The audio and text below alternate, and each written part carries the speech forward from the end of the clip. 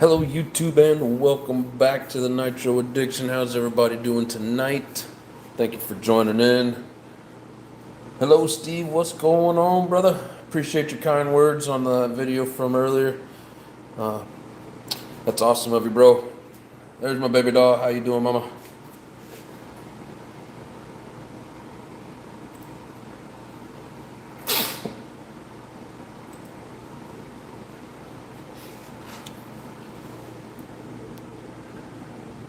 What's up?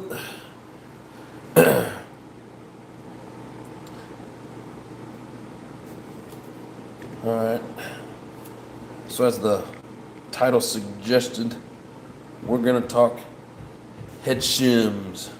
This is looking smooth out there. Yeah, appreciate it, man. I feel like I'm getting better.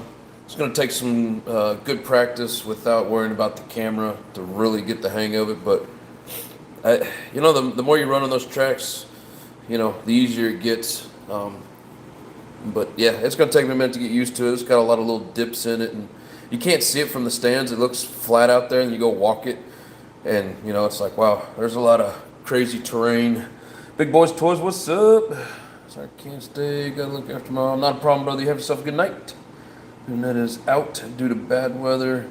Spectrum says, but it's sunny as shit. Yeah, that sucks. Yeah, that track's pretty big. Yeah, that track's so big it's hard to see the other side of that track.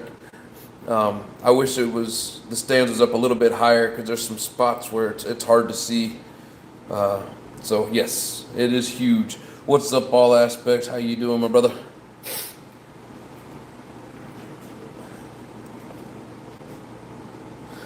Look at that.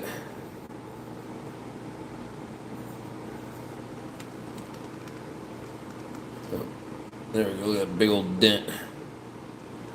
That's some hard ground out there. It's like, well, it's only desert, it's just sand. Nope, it's got a hard shell under it. Let's see here. Flesh wound. It's only a flesh wound. I mean, it doesn't take away from the performance, but man, it takes away from the prettiness.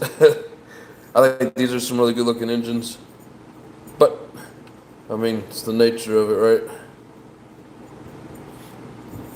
You get out there and run hard enough, you're gonna have some owies.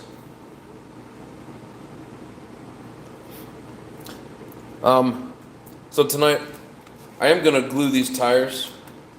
If we have time, I'll do it on the live. But we're gonna talk head shims. We'll get some different opinions.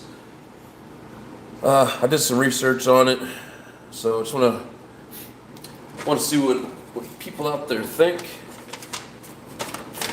and kind of relay to you what I found on the internet. But we'll let some more people get joined in here. Hopefully get some more comments going.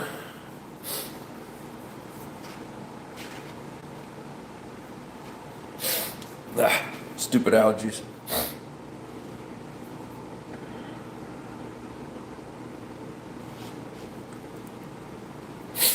Anyways, hope everybody's having a good evening. Hope everybody's getting to run some nitro.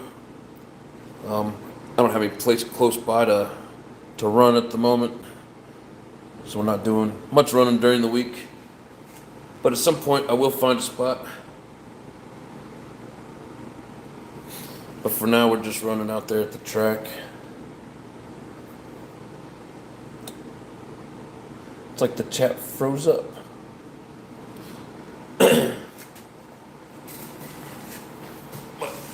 Anyways.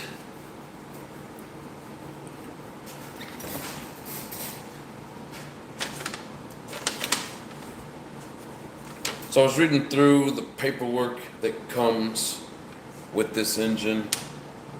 It's still here. So it just depends on what you look at. So I've been trying to figure out, make sure if I need to shim this for 30%. There's a lot of different people with knowledge on it that talk about shimming at 30% nitro fuel. So this is worded kind of weird. It says only used specifically formulated for RC car engines. This type of fuel is generally available in model shops and contains a nitromethane percentage ranging from 10% to 25%. Like they didn't even mention 30%. And then during engine break-in, it says with 16% nitromethane content. I mean, I don't know. It is an Italian-based engine, but if you Google it, it will pop up and say that these engines are meant for 25 to 30%. When you look on A-Main, it says 25 to 30%. But if you look at some of the RC forums, they talk about this comes with a 0.3 millimeter shim, and they changed theirs to 0.6, and then how it runs better. So it's like it's kind of confusing. I mean, these are set up to be, you know, high performance engines.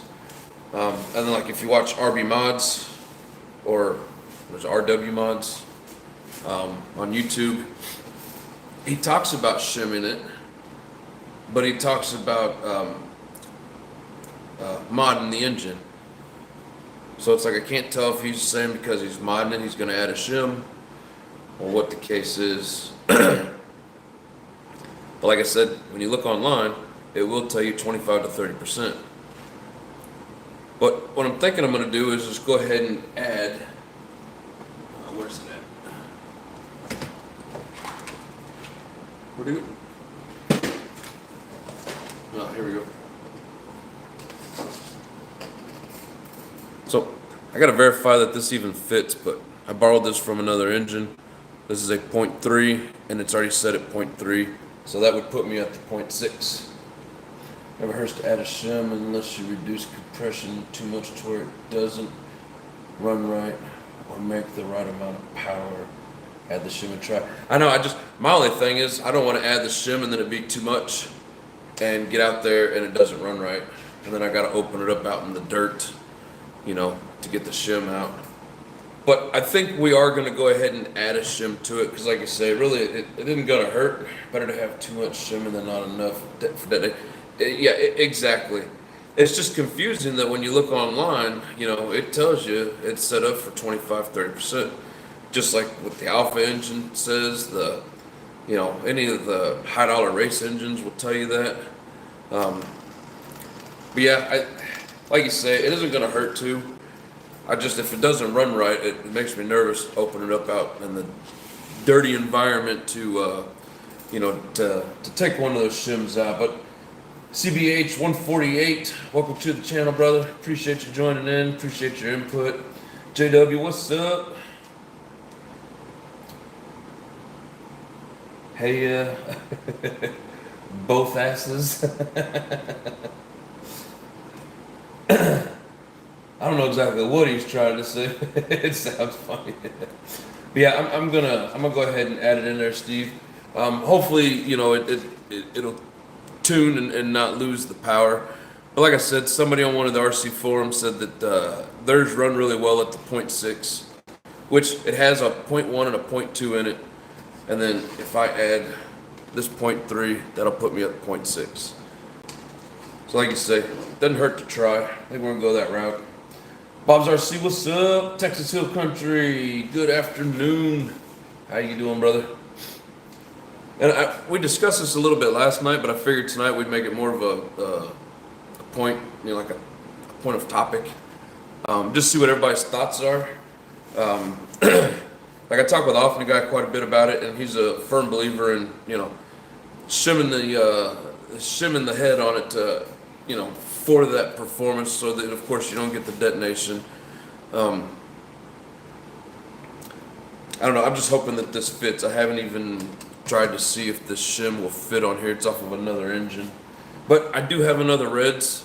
I just have to open it up and borrow the shim out of it if need be. But anyways, so what's your all's thoughts? I know, I think Texas jumped in last night and was helping us out with the whole shimming discussion. But like I said, I checked some different forums. Like you get mixed signals out there. Um, Google tells you something. Even like A-Main tells you 25 to 30%. You know, but nobody mentions anything about the shims. And then so that kind of brings you to the next point. Like, why doesn't anybody talk about the shims? If it needs it so it doesn't destroy your engine, why not have it, you know, why not put it in the specs or, you know, make it a topic of discussion? Bob says that's the #1 reason for tuning issues and constantly blowing glow plugs, too high nitro content, not enough head shimming. Exactly, brother. But at the same time, for me, like if the manufacturer says it's rated for it, like, you know, is adding another one too much? CBH says my buddy has a REDS, runs like a champ. They're legit, dude. I love this engine. I don't know if you've seen it in my track footage. I've run this thing, you know, hours out on the track, and it's a beast. I love this REDS. This is the REDS R5R with the side high speed needle. I think this one's the 4.0 version. But does your buddy shim it and run 30%? The squish band is the most important thing. I forget what Rex Welch said was a good number. Yeah, and I just watched his video before I came on, and I didn't hear him talk about that squish point within the head. All I heard him say was that he was going to mod the engine and add a shim to it. So I didn't get a whole lot out of it. You can leave it at 0.3, just run 25%. You won't ever notice a power difference. Yeah, but like, so that track sells 30% fuel. That's what everybody out there is running. I want to run 30%, and I want to do it right. So that's the reason for the whole conversation. The shims control the squish band, yes. But what is the squish band depth that I need for this? When I looked it up, like nobody says anything about the squish and what it should be. So if anybody has a number, wants to Google it, whatever. Like I said, I asked Google like 4 different ways and basically got 4 different answers. I think that is what was wrong with my Nova Ross diploma. I can't tune it for shit. I think it may be the head shims are wrong arranged. It completely understandable. You know, and it's weird, you know, it's like they come out the box and a lot of them will say 25, 30%. They don't say nothing about shims. Like, was it Pico? One of those engines, a nice engine. I don't remember if often pointed out to me or who it was or if I just happened to run across it, but some engines actually come with an extra shim when you buy them new. And losing or getting too much squish or quench causes a total right? I don't wanna like add something to it and then all of a sudden it just runs like shit and I'm chasing the tune on it thinking it's a tuning issue when the whole time it's you know, you messed up the timing of it or the squish of it or whatever that you want to call it. But so, I mean, you know, keep putting your comments in there, keep telling me what you guys think. Like I said, I'm gonna go ahead and add it. I hate to get all the way out there to the track, fire it up and it's running shitty and I jack with the tune for a minute just to find out that I gotta pull it out in that dirty ass environment, but I think we're gonna go ahead and do it.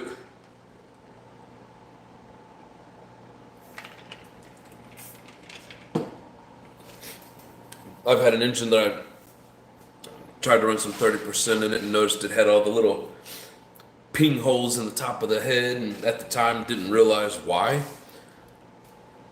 But I think I've learned a lot since then and know a little bit better now. Get off there.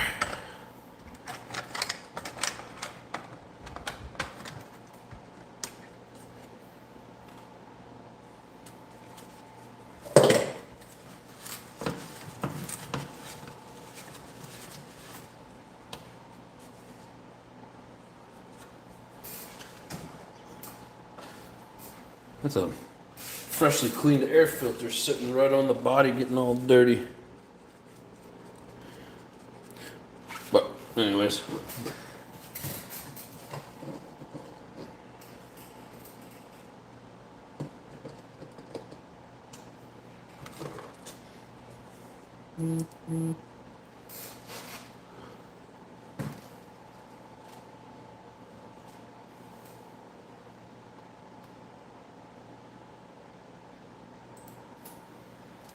All right, let's see here. Texas says, I think the smaller the squish band, the smaller the tuning window. You know, and I've heard that same exact thing myself. So, thank you, thank you. She's a Butte Clark. Welcome to the show, John D. Yep. Let's see. Mario RC. Hi, the Nitro Addiction, everyone. Reds and Nova are in Europe engine, and in Europe they run on 60% nitro. Yes. Yes. Only on competition they run on 25%. Well, we're talking about putting this up to 30%.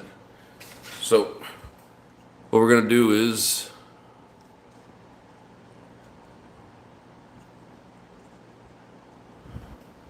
we're gonna add in this 0.3 head shim.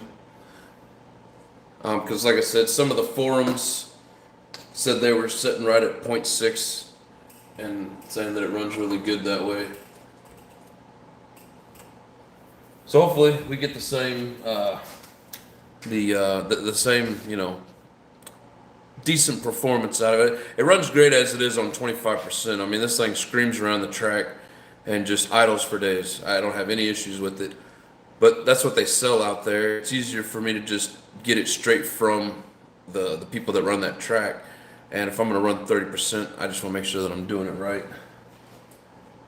Let's see. I've never run anything except 30%. Definitely need another shim. All right. Thank you, Mario. Now, what about like the Alpha Dragon 4? On their website, it says 25 to 30%. Does it still need a shim? I mean, do all engines need a shim if you're gonna beef it up to 30%?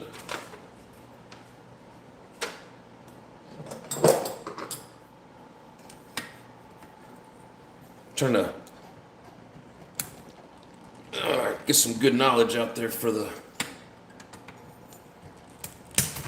good people of the RC community, because I know a lot of people throw 30% in it and then can't figure out why it doesn't run right or they blow it up. So if we can help them out, that's kind of the goal.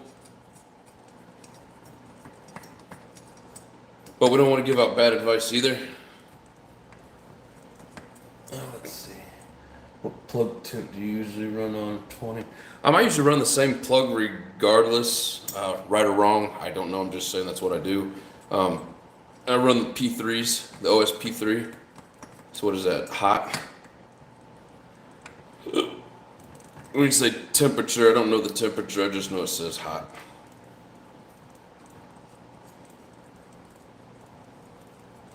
Nitro Pimp's in the house. What's up? How you doing, brother? Let's see.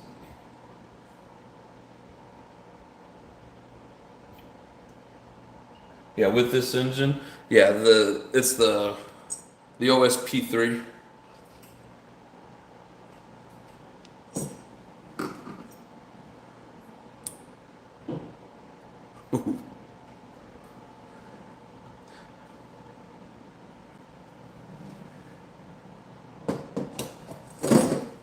She's dirty.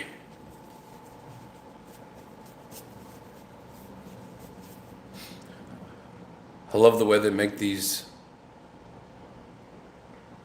head buttons, or whatever you want to call it.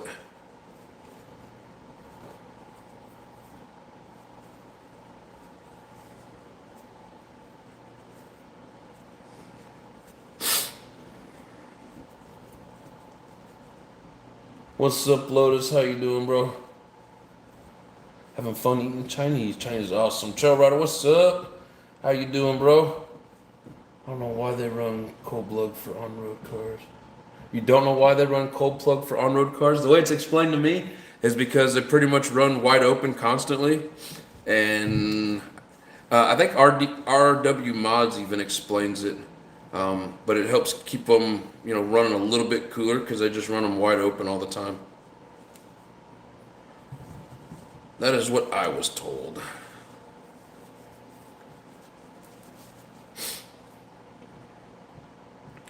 So we're going to check out the shims that we currently have on here.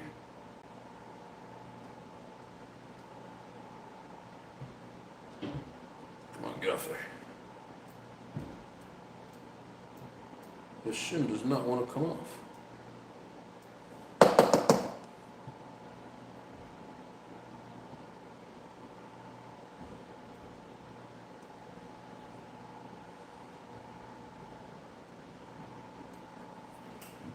Can't grab a hold of it.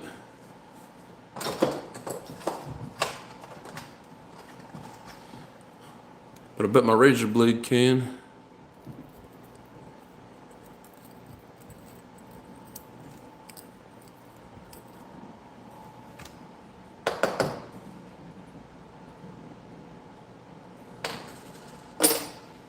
All right.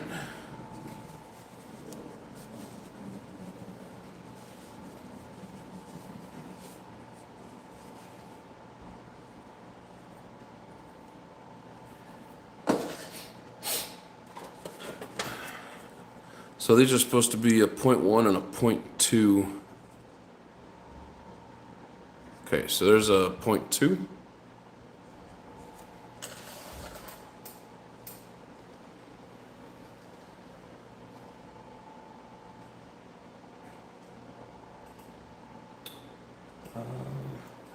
What's up, Lotus? How you doing, bro? Yeah, that's an ultra hot. Could go down in temp too. I thought the P4 was the ultra hot. I don't know. I have to look at the package. But let's see. Said hi to Lotus. For the P32 crate there. Nice.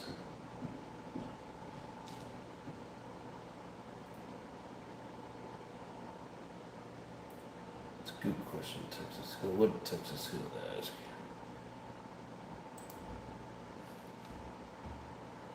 Oh, about the cold plug for the on-road cars. Awesome, Trevor's doing great. Michelle's RC Off-Road. What's up? Oh, I'm sorry. I said Michelle. It's Mitchell. Mitchell's RC Off-Road. I do apologize. My bad. Thank you for joining in. I don't think I've seen you here before. Welcome to the show. Appreciate you. Just got back from making a deal. And guess what I got? Uh-oh. What'd you get, Lotus?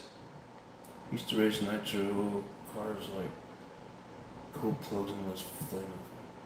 Used to race nitro cars like colder plugs, less flame for we got the Genesis 46 and a Proboat Sonic Wake 32 V2. Hell yeah.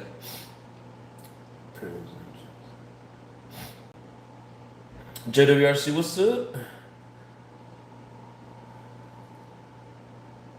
Grizzly's in the house. What's up?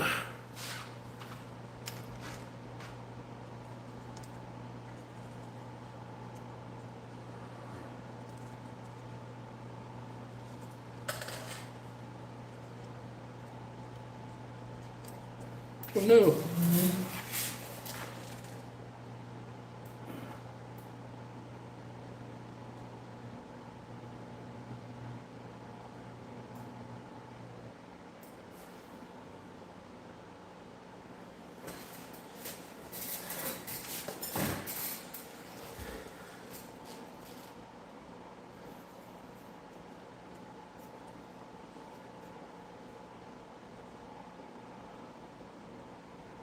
So this thing already had 2 0.2s in it, and then this is a 0.3.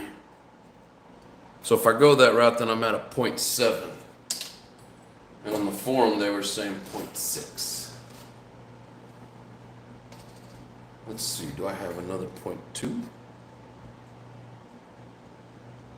I do. Never mind.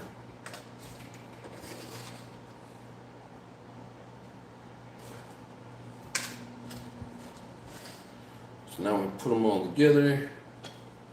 We should have right at 0.6.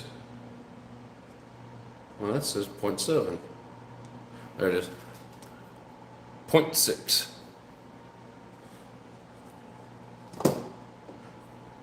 I guess if nothing else, it'll be a good starting point.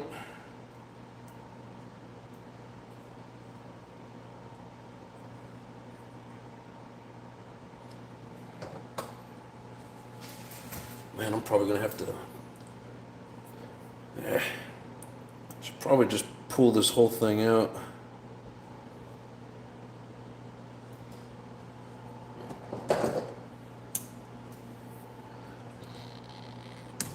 I think we're gonna do this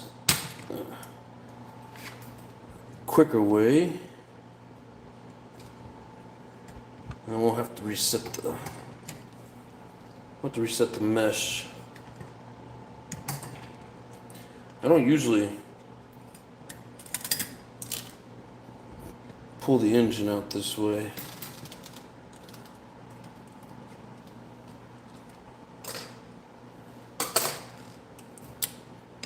But since we already got the head off, we are going to just pull it right off the engine mounts. And then we don't have to worry about the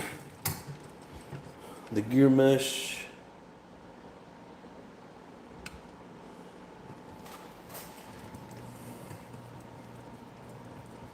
Yeah, I was meaning to pull this out anyways and check it.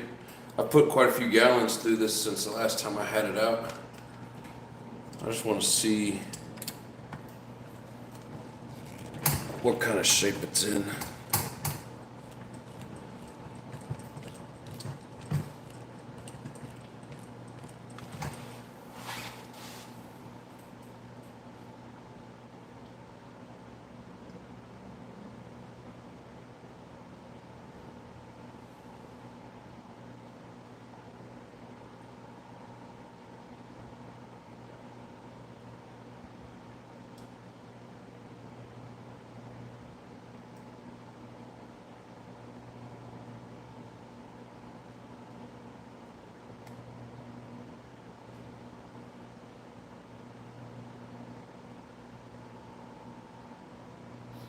I prefer to race on-road at brakeless parts instead of off-road track. Tried it, not good at all. You know, I haven't broke anything yet, other than the wing. Usually just wear things out so far. Steve says, send it. Might be able to work something out.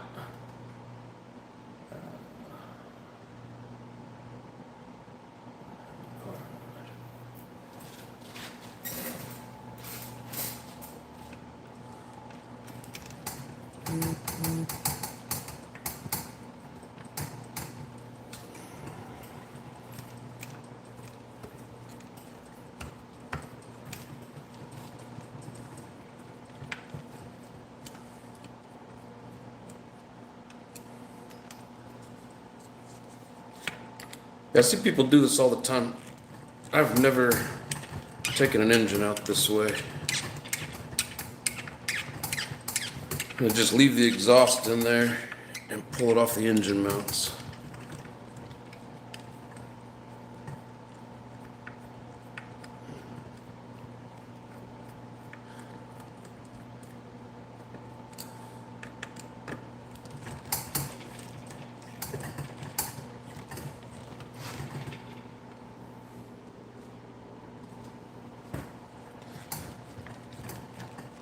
Everybody don't forget to hit that like button for me. Greatly appreciate it.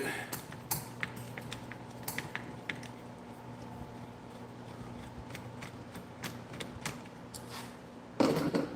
Here we go.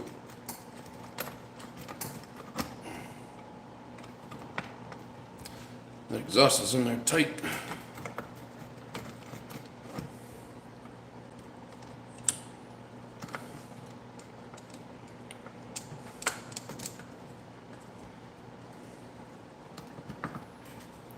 Fine, the exhaust will come out with it.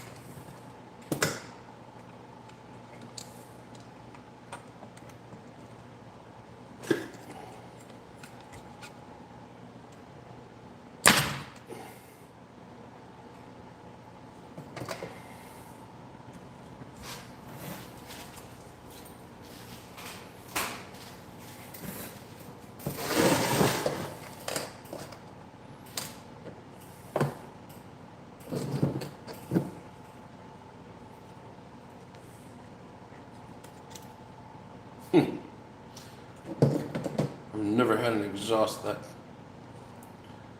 on that type before.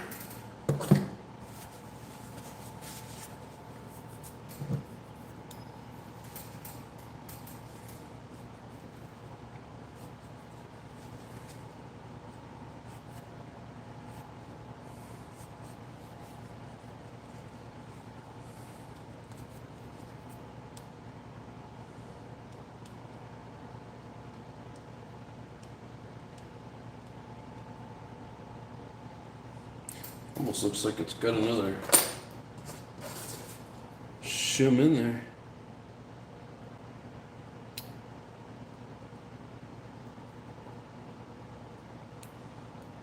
No, that's just the top of the sleeve.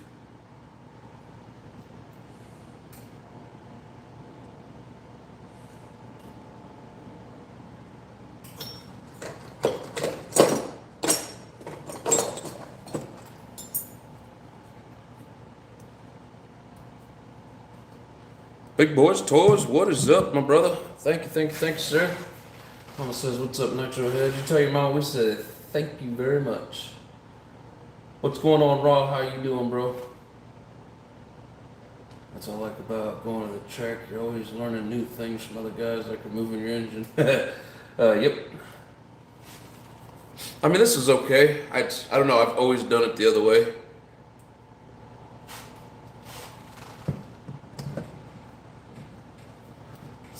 Come on, oh yeah, nice and easy.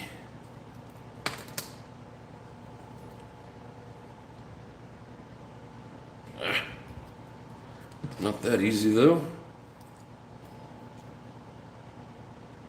But I did that with the single, just a single layer of zip tie. So it comes out pretty easy. Yeah, we're gonna take this over to the sink and give it a good rinse with some WD-40, make sure there's no crud left in there. I'm gonna get that cleaned out and get it oiled up with some after run. Come on.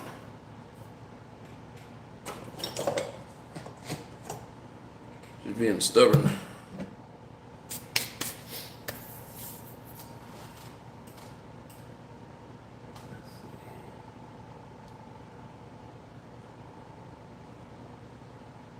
Yeah, exactly. That's an easy one.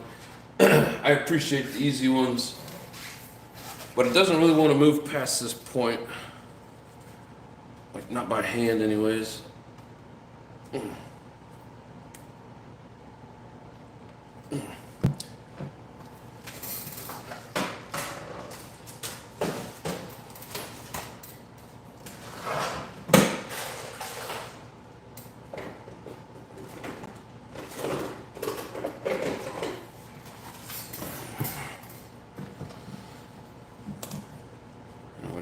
Be very gentle. Yeah, it moves real easy. I just couldn't get my hands on it. There we go. Man, I think since the last time I had this thing taken apart, I've probably put at least 5 gallons on it. Been through quite a bit of fuel at the track with it.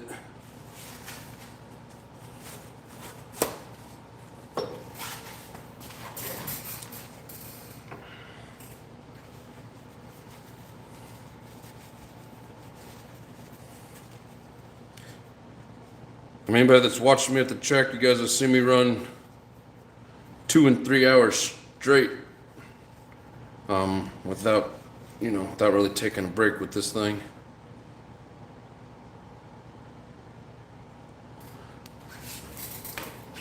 Just for those of you that haven't seen the inside of a REDS R5R 5-port, it's what they call a 5+2, because it's got these 2 boost ports. And then it's a 3-port exhaust.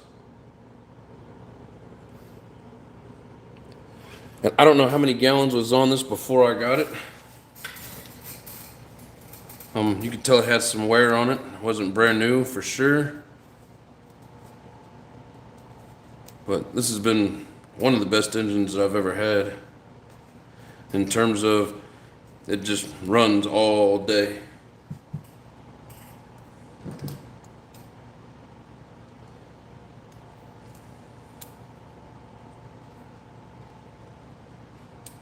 Come on, get out of there.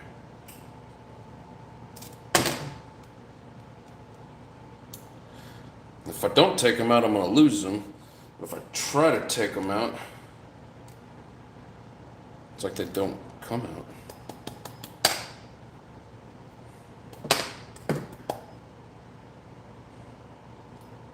Come on, get out of there.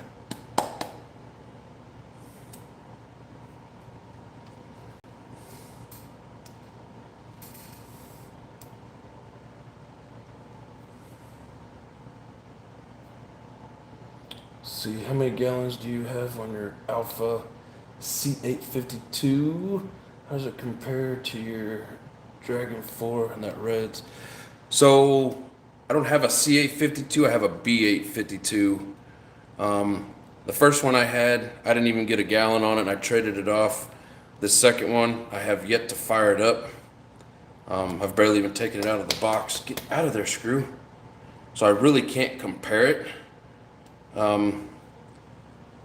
I haven't run this Alpha that I've got now that I'm working on breaking in. I haven't run it yet, but I did run the other one, and it ran really well. But this R5R is the engine I've run the most out of all my engines, and by far this is one of the best engines that I've ever had. So when I get to running those other Alphas more, I'll be able to actually give you a comparison. But right now, I haven't ran it enough.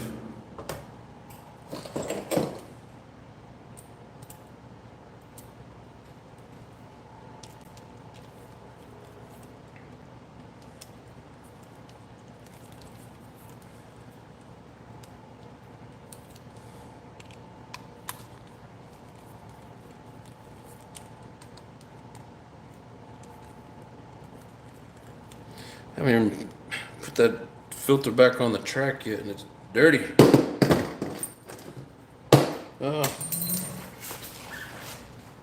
The drop season.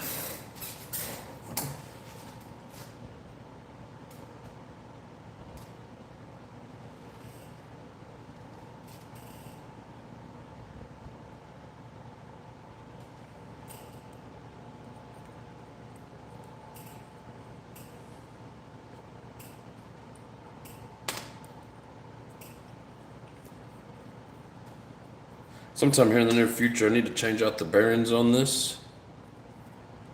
Probably due, but I haven't noticed any grinding or just weird. It doesn't feel weird and doesn't sound weird. Yeah, it's still pretty clean. I think the bearings are alright for the moment. Man, these back plates are always hard to get off of here.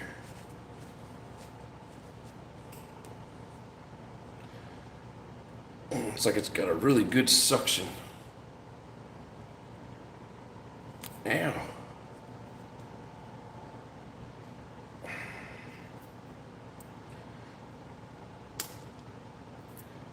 It's like it always wants me to put a tool on it, and I don't want to.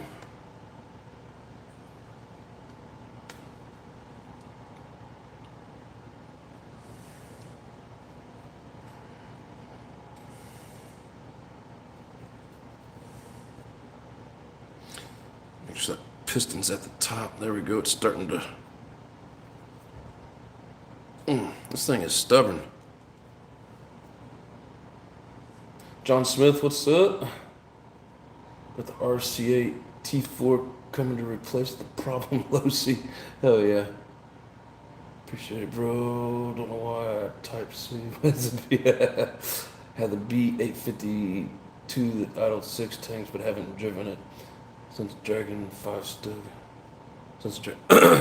Yeah, I haven't been able to compare them.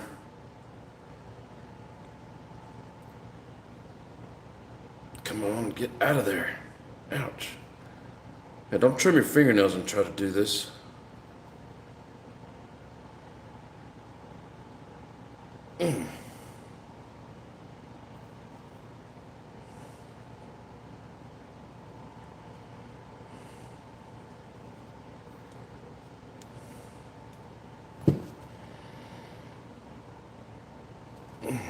Wow. Oh, jeez. Oh, tear up your damn hands. Huh. Piston fell right out.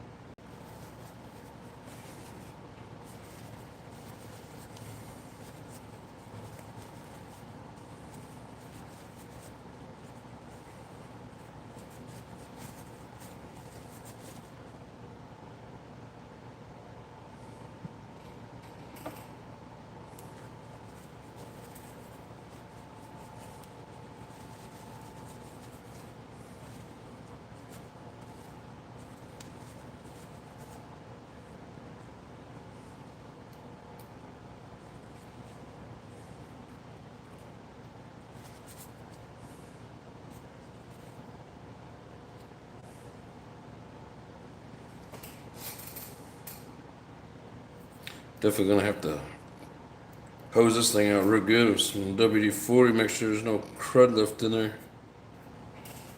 Got so much dirt up here from the track.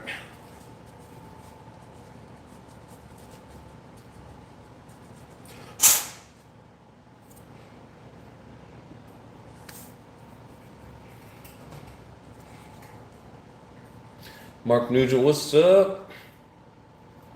Said the back plate O-ring still seals. Okay. Yes. Probably a little too damn much.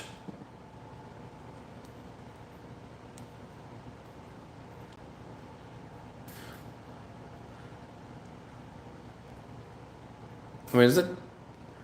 This thing never gets like it never runs lean or doesn't lean bog, but is all that discoloring, is that from running 20%? Or I don't feel like I've been running it lean. What do you guys think?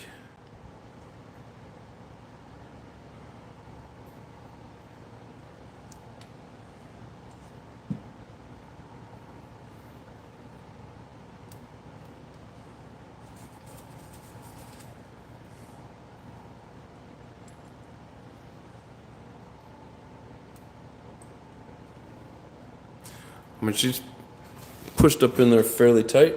Still got plenty of pinch left on it. Yeah, like I said, I myself have put at least 5 gallons through this thing. And I have no idea what they ran before I got it.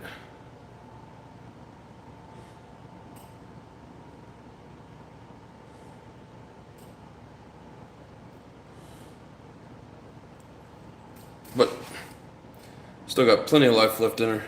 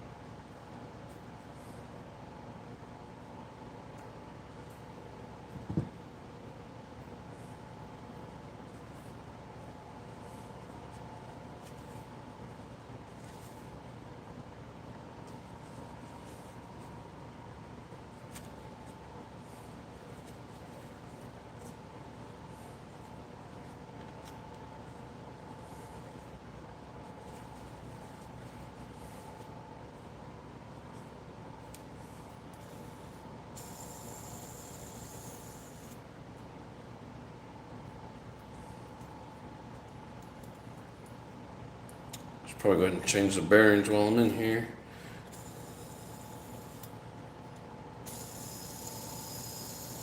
I mean, they're nice and loose, but I think they're too loose. Let's see. 1, 2, 3, 4, 5, 6, 7, 8, 9, 10, 11, 12. Yeah, this is a 14 tooth.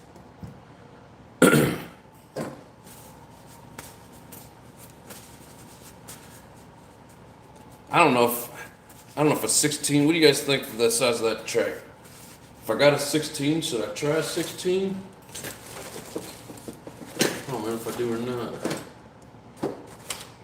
It's like I don't want it to be too tall of gears for it.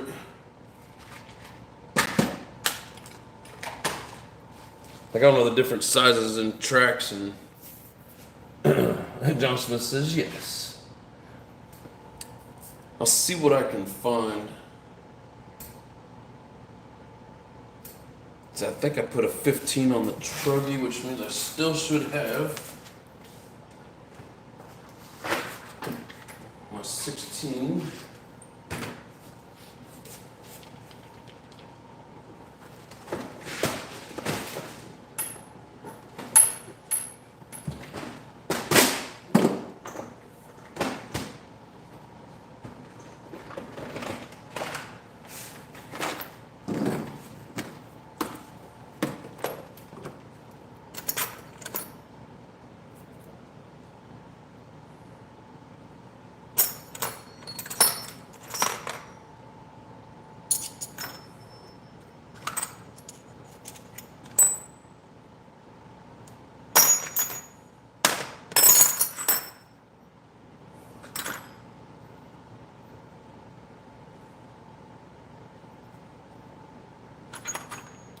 It's 16 maybe on. I think I got it on the truggy.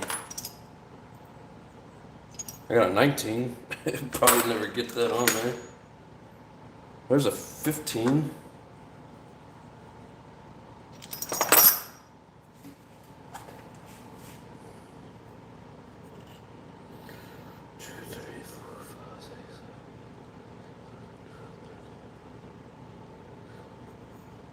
That's a 16. At the same time, I don't want to grab one of those, like a cheaper, the cheaper metal. Yeah, that's a 14 for sure. All right. This fit.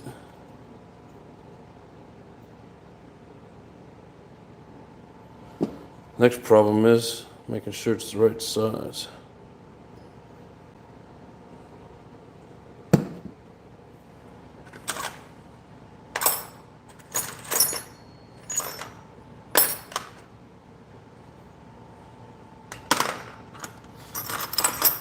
So I know some of these, I need to keep them separated, but some of these are like the cheaper, softer metal for like the Savage. I'm not for sure which one this is.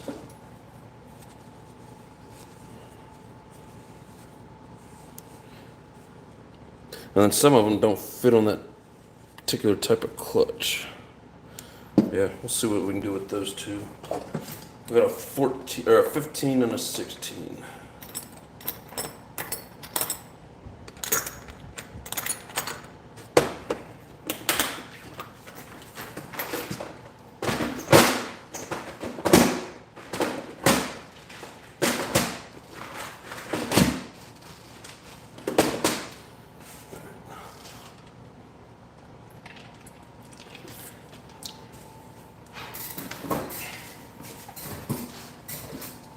Off my guy, what's up? JP's in the house, what's up? It's fun to try new things. I know, I just don't want it to be too high geared and getting crazy out there. I gotta be able to keep it under control.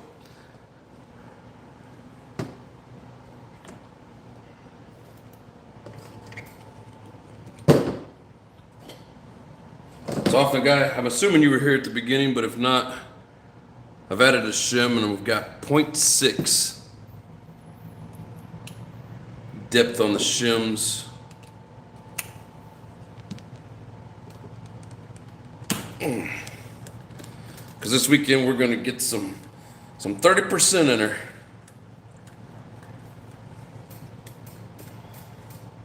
And only 13 and 14 is all you need for clutch bills, unless the buggy's radically different than the Technos.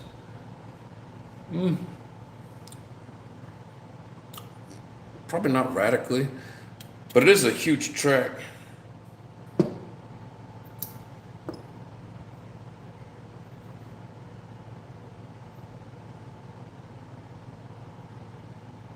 Clutch doesn't look too bad. Need to do some maintenance on these shoes though at some point.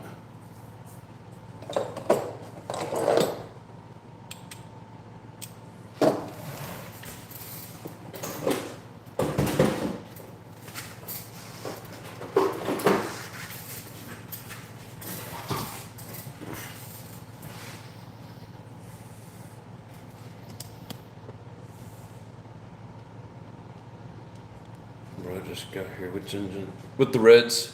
RCX, what's up? That big bell is gonna hurt your fuel mileage if you're racing.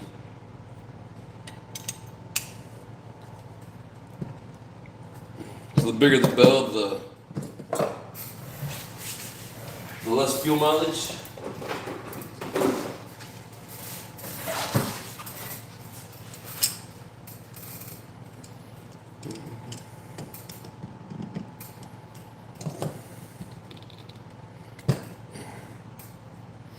Guess that makes sense. Man, I finally got me a fan, and that thing's constantly blowing my paper towels all over the place. Yeah. But it's a lot nicer in here with having that fan, that's for sure. And I guess all my stuff's in the toolbox.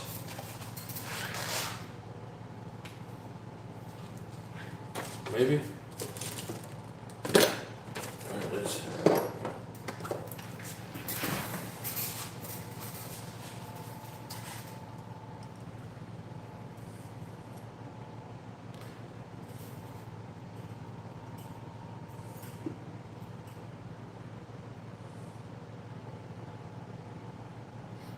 Well, how about we try to step it up just one?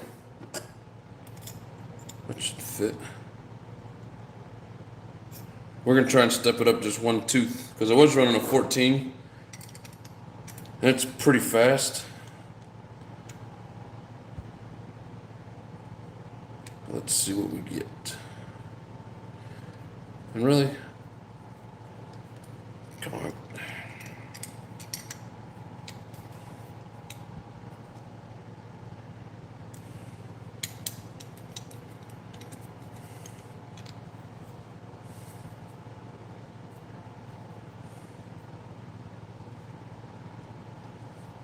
Hate it when the damn tool doesn't fit.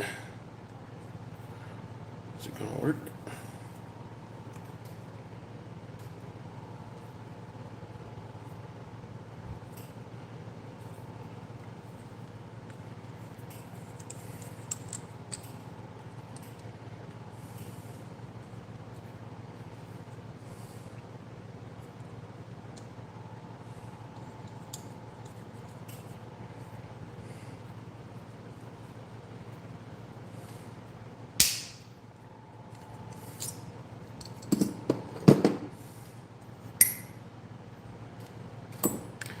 This thing's not quite wide enough for those bigger bells.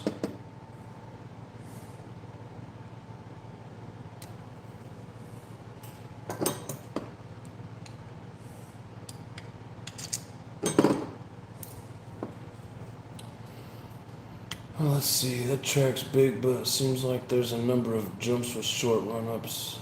For the buggy might be geared to where the 13 or 14 bell. Get out of the corner quick. Yeah? Didn't realize you were 14 tooth to begin with. Yeah, that'll be really stretch its legs if you go 15.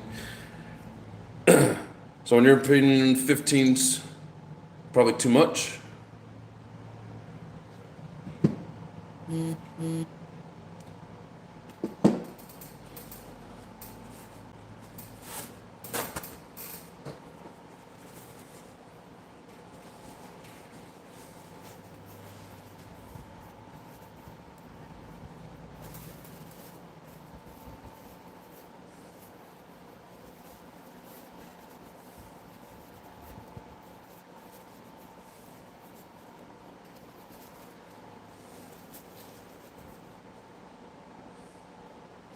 I often got, just like the Picos, it's got that smaller, what do you call it, the outlet, where it dumps the fuel into the inside the engine. And for those who don't know, back in the day, these Reds were made in the same factory as Pico. I think they were Pico based. I'm pretty sure at this point they've branched out into their own. So it's silicone filled.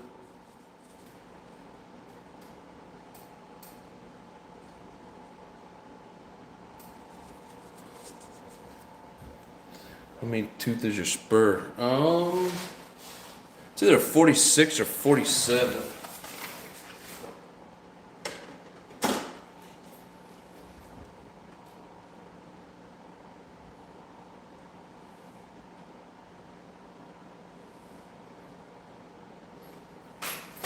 It's not on there anywhere visible, but it should be whatever comes stock in the Mugen.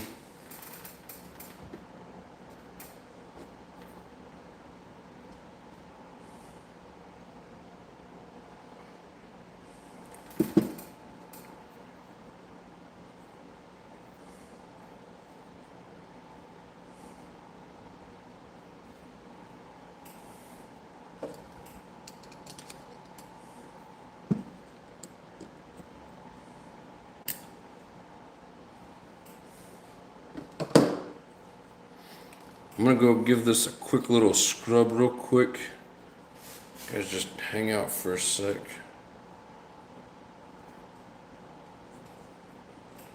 Yeah, the bearings still feel real smooth. Hell yeah. Alright, be right back. Mine's at 46, which is stock. Yeah, I'm pretty sure it's 46. That model engine was what?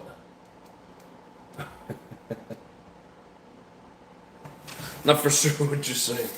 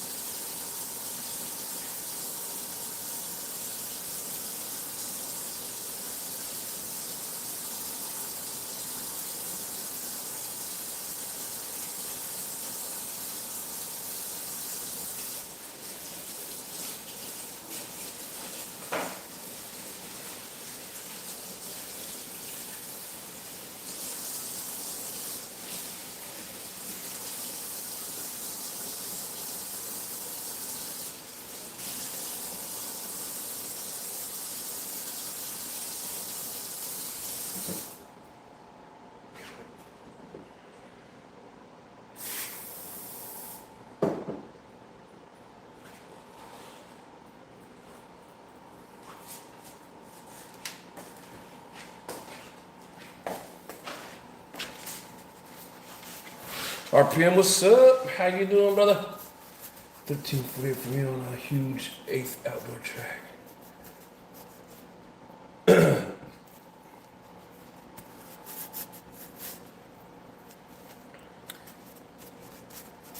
Yeah, so if this is around a 46, 14 tooth is probably a good number is what you're saying.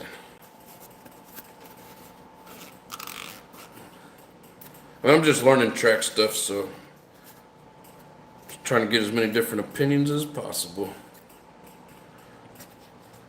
And knowledge for the channel members.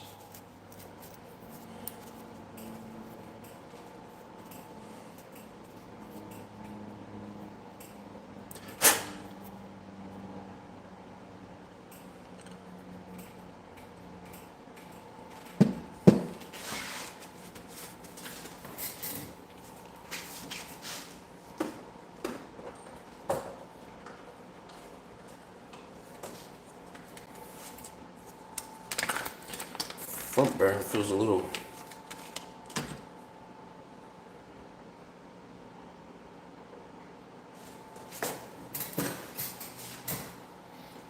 I think I must can't even talk.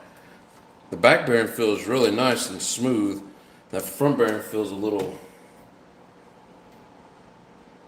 rough.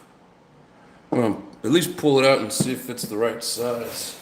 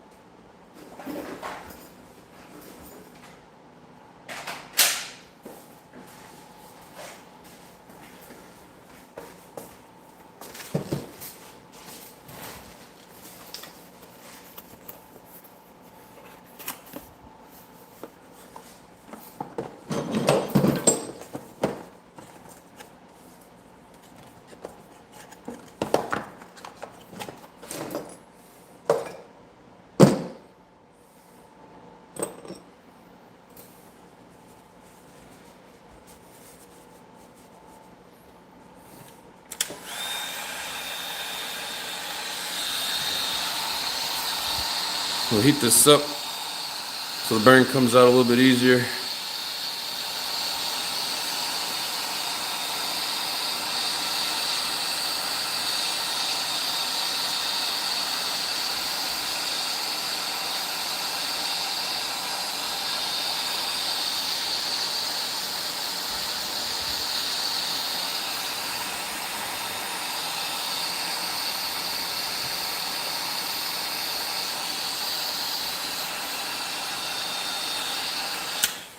Ouch, that's one.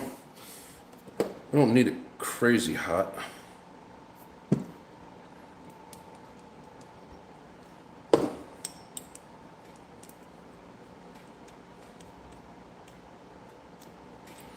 We just want it a little warm.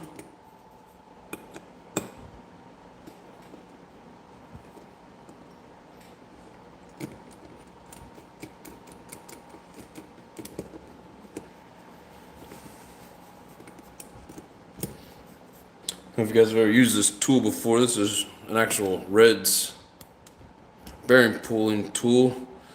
It's got a little nut in here that you righty-tighty, lefty-loosey. Oh, I did it wrong. And it locks that little piece down inside the bearing. Nope, still did it wrong. What am I doing wrong? It's going the wrong way with it. Come on, get in there.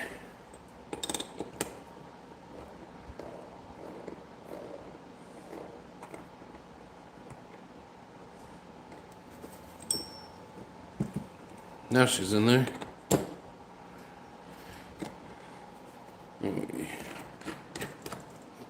Tighten that down.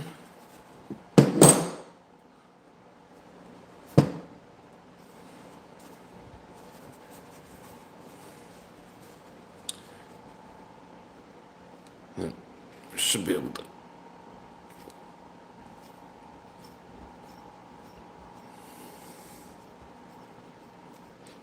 Is that the R5R? Yes.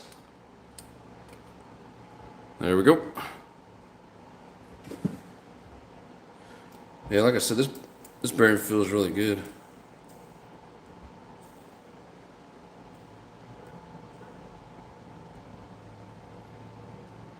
I'm going to replace eventually. But for right now, I'm going to swap out that front bearing because it definitely feels a little loose. Or, yeah, a little loose, not quite gritty, but just doesn't feel as smooth as the back one.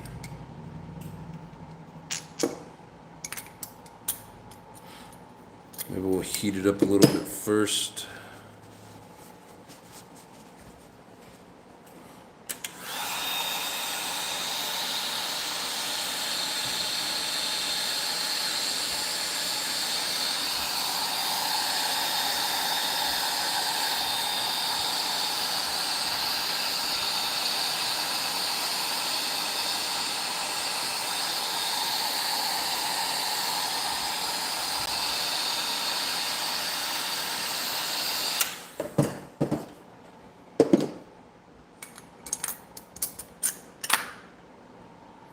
Goes inside, cup turns in so the bearing fits inside of it and pull it out.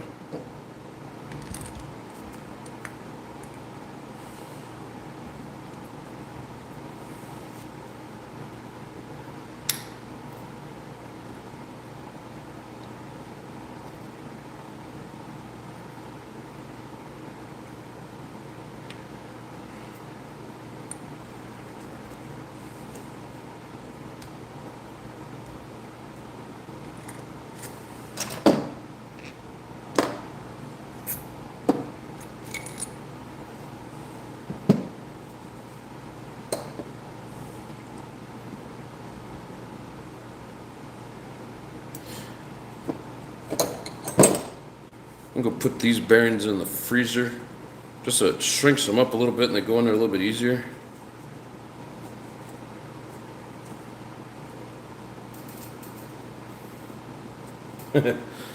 RPM says sweet.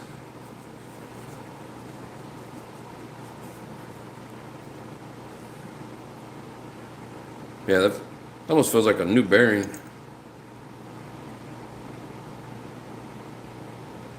I guess that one's not too bad. But when it was in there, it felt sloppy.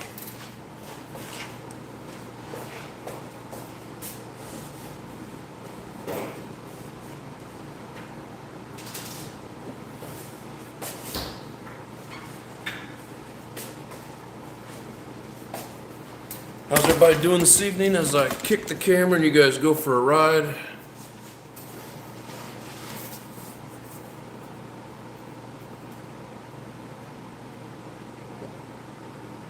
There's a hell of a delay between the recording and my computer. That's like a 30-second delay.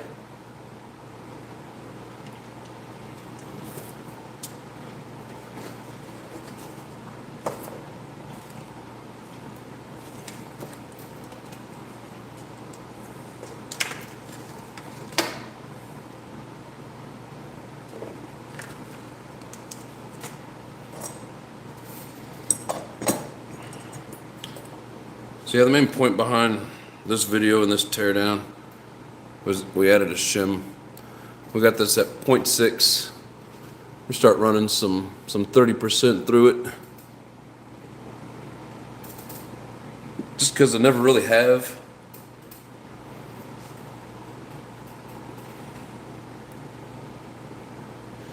Yeah, these bearings need to be swapped out anyways.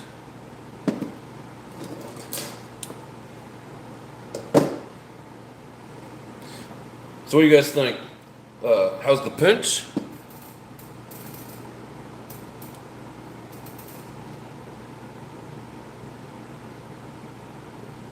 Pinch is still pretty good for the amount of miles it's got on it. What's our final decision on clutch bell? 14 or 15 tooth? It loses power, then you've gone too far. Yes, sir. Well, it had it had 0.4 in it because it had 2 0.2s in it, and I added another 0.2. And the forums I was looking at, that was kind of the common theme I was seeing was 0.6. Yep, exactly RPM. The pinch looks really good. See, if you run that 30, it will clean that piston. Oh yeah. Yeah, that's kind of what I was thinking. That's probably just from running at 20% and probably being a little rich. Because when you're running it rich, doesn't it leave like a carbon layer like that? Like it's got extra? 15 tooth says JW. That looked like the piston went up pretty far on the sleeve. How hard was it to turn over the flow by hand dragging the center pinch, but still runs great? Yeah, I mean, you know, you can turn it over by hand. You know, it doesn't just spin real easy, but it's not. Of course, it's not like it's brand new. I mean, that's me pushing it up to where it gets pretty tight. So I mean, for what it is, for what it's got on it. You know, I feel like it's still got some pretty decent pinch. We'll even give it a measurement here.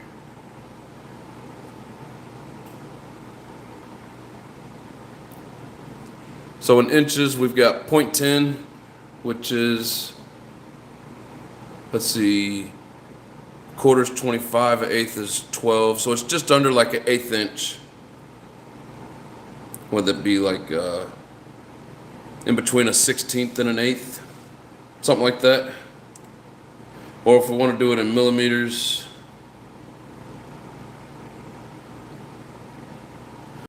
.9 millimeters.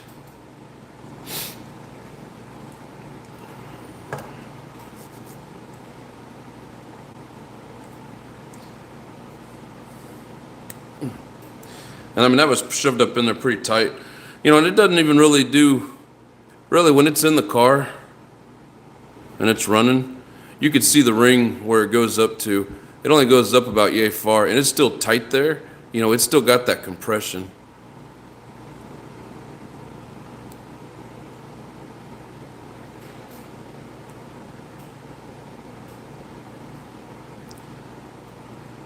It's got like a little bit of ring around it.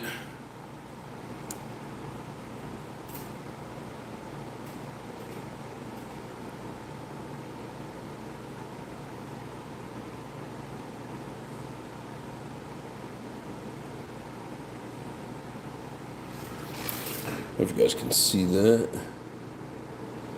See that little golden ring around it? That's basically where the piston stops at. And if I push it up to that point by hand, I mean, I can still feel that it's tight. Like, I can feel it, you know, locking up. So, I'm going to say it feels pretty good. I think that engine has long legs. Oh, yeah. The engine now. What are you guys saying here?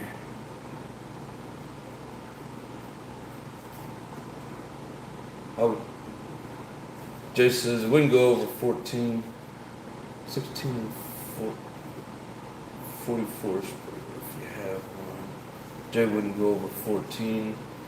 You have to end up putting a 0.1 inch. Huh? You have to end up putting a 0.1 in it. What are you asking? Because I had to put a 0.2 in it. That typically gets tighter once the piston's pushed up higher by hand, and the crankshaft will ever push it. Right.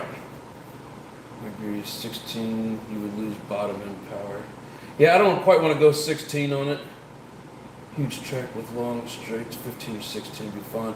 I was running a 14 and it come out of the corner pretty good. I'm thinking if I jumped up to a 15, that's probably about as far as I would go. At least try it out before I were to try a 16 tooth. But and you're right, it does depend on the engine. If the engine has long legs, I don't think they make R5R anymore. Nope, but I have a brand new one that I still have never done anything with. It's just sitting in the box.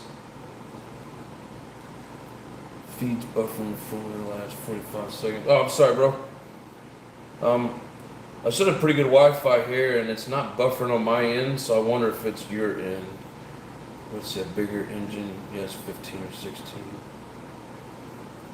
Big clutch build, you will overheat the clutch. Yeah, good point. Hey everybody, what's going on Northeast?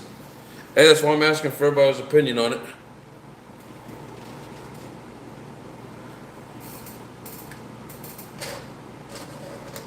I mean, like I said, it was doing pretty decent on 14. I just want to see what you guys thought about jumping it up a tooth or so.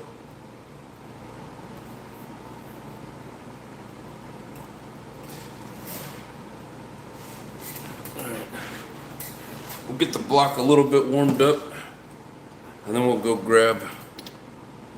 Oh, I better clean it up first, and then we'll grab the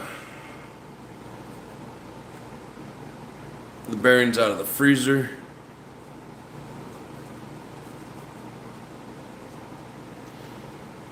So the diamond would keep it on a shelf queen. I know, man, but I really want to run it. Eventually, anyways. I mean, for now, my plan is when this one here is done, I want to put a 521 in it.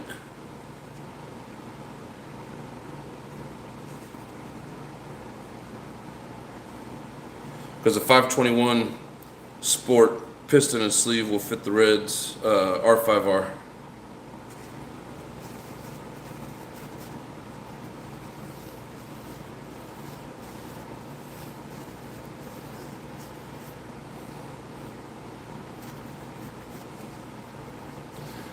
Sport replaced it. Yes, sir. That's what's going in here next. Yeah, here at some point, hopefully in the near future, this is going to get new bearings and a 521 Sport, and it's going to be the same, you know, the R5R.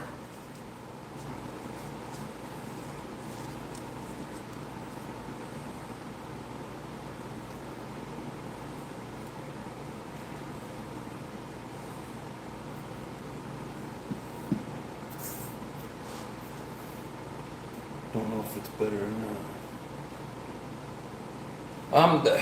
So like even RW Mods said that it's basically the upgrade to it.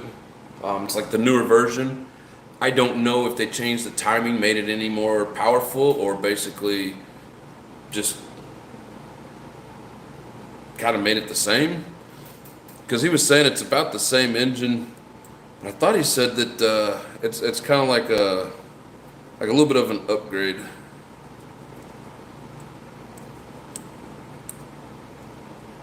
Man, somebody's got one on eBay right now for $200, but I don't know. You know, if it was like barely run and like looked really good, I'd consider spending $200 on it. But not knowing, it's like I don't know if it's worth it.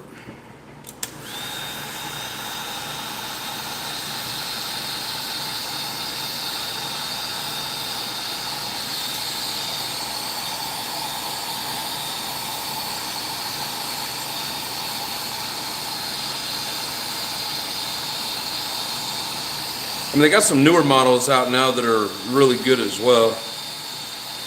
But, man, this has been one of the best running engines that I've ever had. Jay knows, he's got one.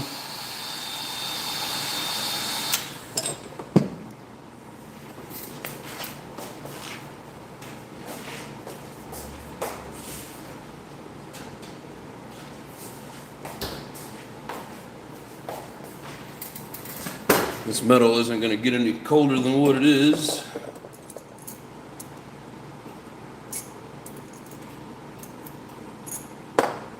If you're using this tool, you got to pull this spacer off when you put them back in. This pushes it out, but also will keep you from putting it back in.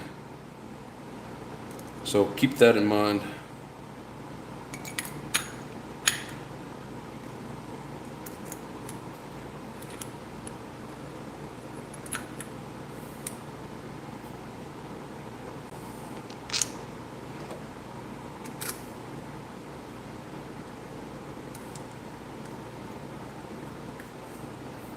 I love this tool. I know everybody's got their own way of doing this, but this tool is great in my opinion.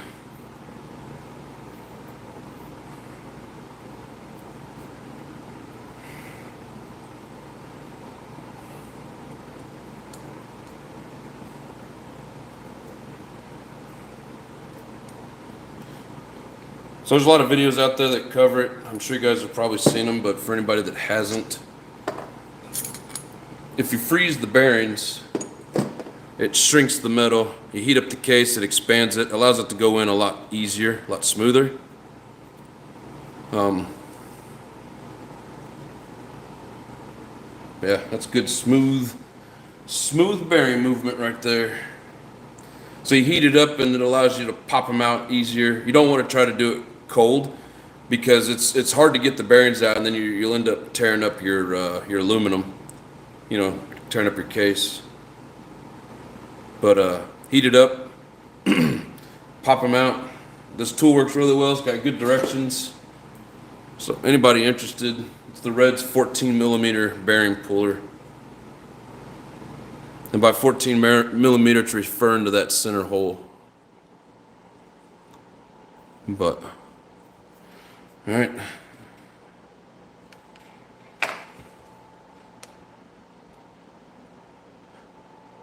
I don't know what you guys use, but I really like this VP Pro after-run oil. I need to get me some more. Works great. I know some of those after-run oils will make things gummy. I haven't noticed this getting gummy.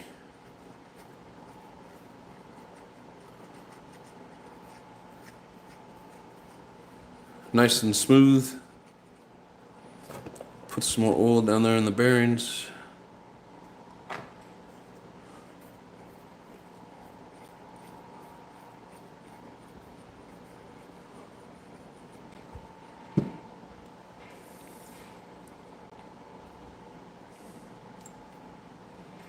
Yeah, like Jay says, that run at 30% will clean this piston up a little bit. Some of this varnish will, I mean, you can get some of it off with a towel, but we'll let the fuel do the work.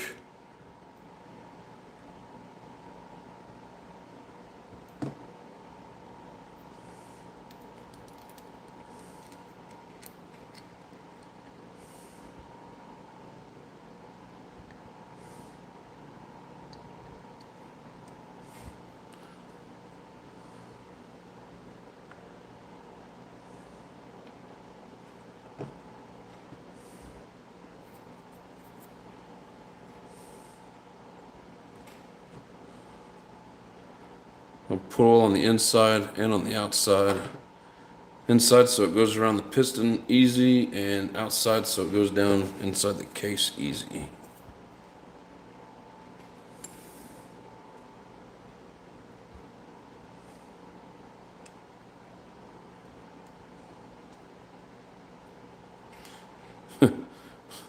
That thing went in there real easy. I like it. Hello, baby doll. How you doing?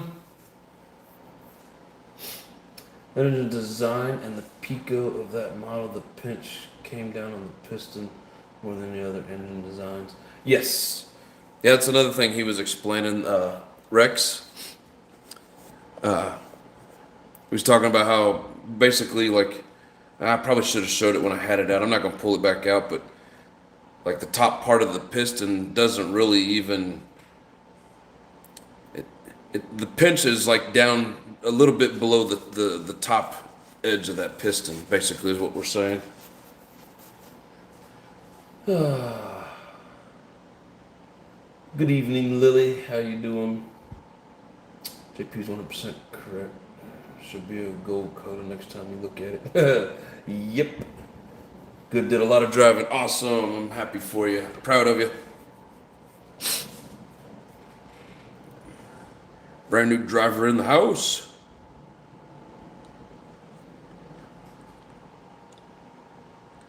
I mean, you can turn it over by hand. You can feel it getting tight, but it's, like I said, this thing's got a lot of gallons on it. It's not going to last me forever.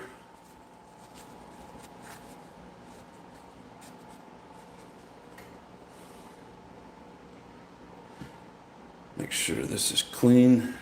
As you guys saw when we pulled this apart, this O-ring has still got really good seal to it.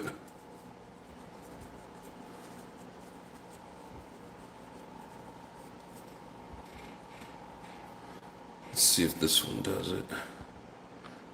One of these engines, when I was doing this, it was pushing the, no, it won't do it on this one.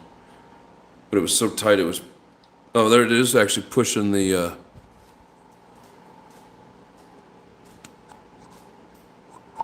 oh, back up there. Oh, maybe my hand was turned. I thought it was moving it. Some of these you get such, it's so tight as you can move this in and out and it'll actually force that piston up and down.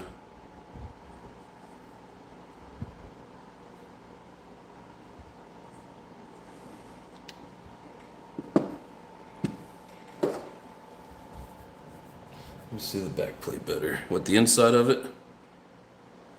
What did I just do with it?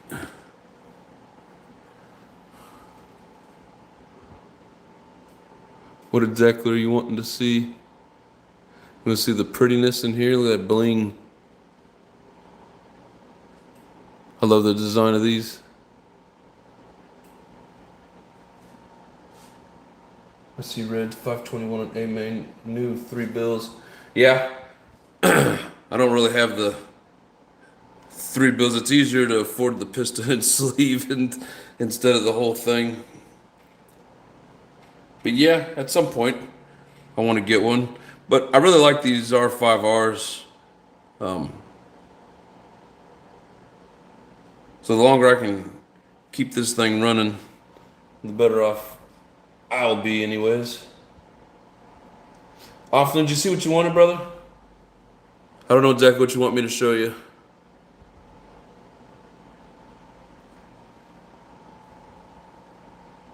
It's good, not much wear on it. No, not too bad. You can see a little bit of swirlies where it's done a little bit of rubbing, but it's not bad. Very little on the back side of the crank. Or I'm sorry, the connecting rod is what I meant to say.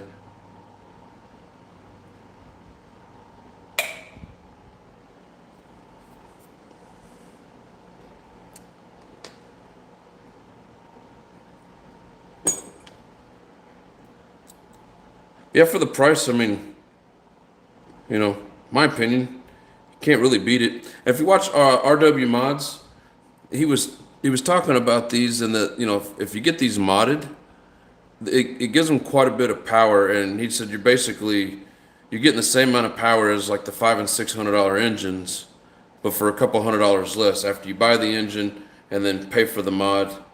That was 4 or 5 years ago, of course, but I mean, it's just a good comparison on it. Good way to view it.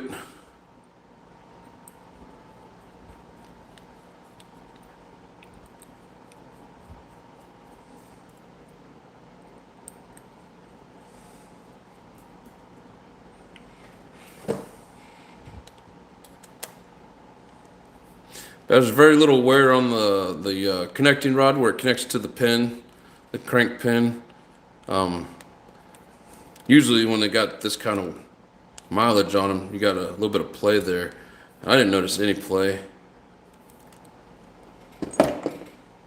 Well-built engines. Italian engines always are.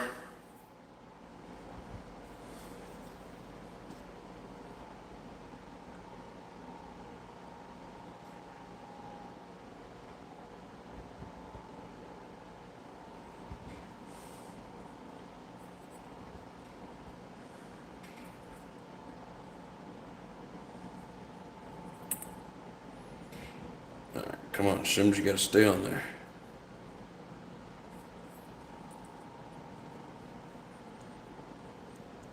Had to make sure I had this thing facing the right direction.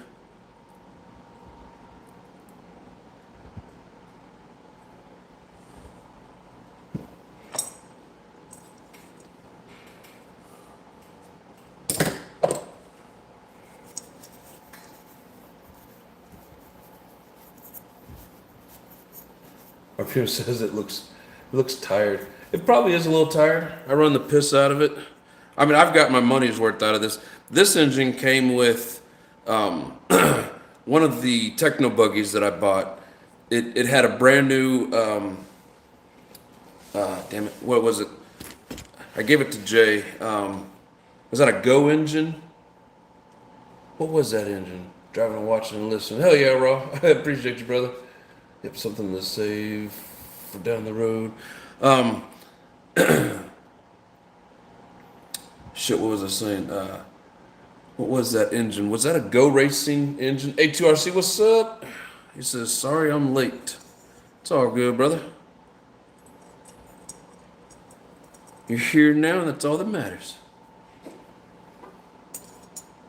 Yeah, if you want to see the teardown of this and pulling the bearings and whatever, you can always rewind it and watch whatever you want, brother.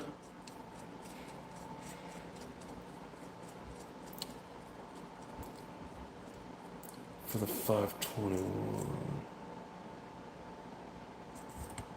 Oh, I see what you're saying. Something to save for down the road, the 521. Yeah.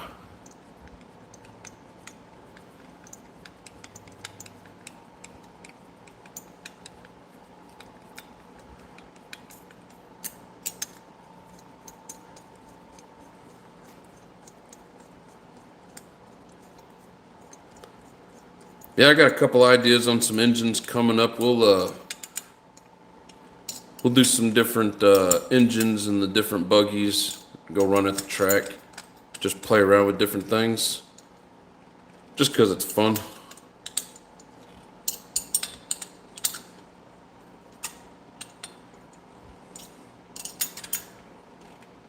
All right, so what do you guys think on the bell? 14 or 15 tooth?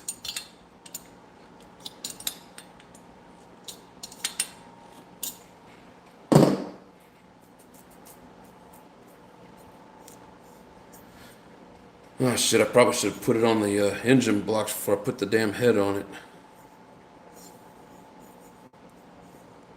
I think it'll be alright.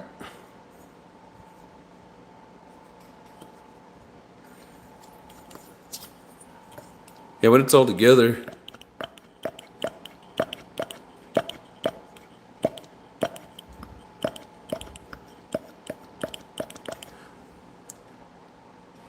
I like it when you can hear the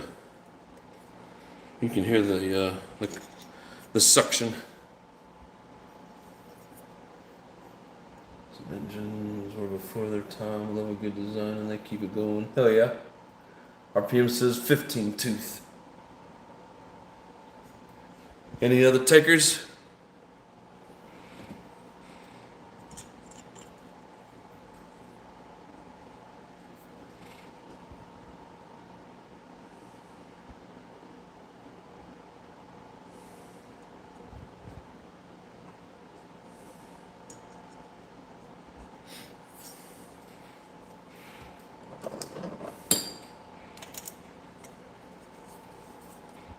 "15 tooth," says JW.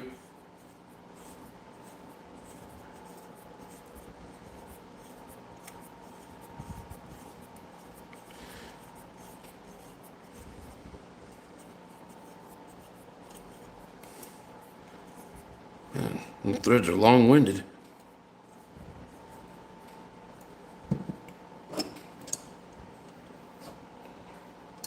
Let's see, 15. It was running out of legs on the straightaway. Yeah. I think you're right. Because, yeah, we were running a 14 tooth, so I think stepping it up one tooth would be a good starting point.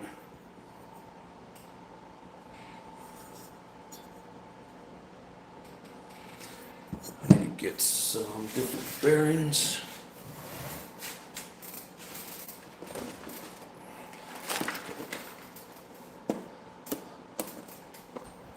Having to live vicarious through everyone's RC fun at the moment. What's the matter, brother? Weather not letting you out there?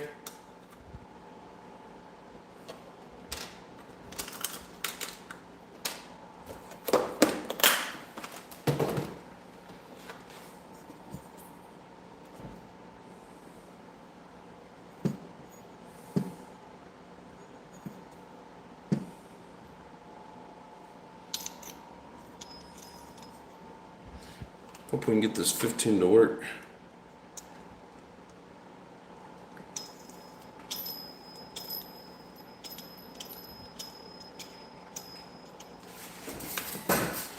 Maybe that's why I ended up putting the 15 on here to begin with. It's like it's rubbing.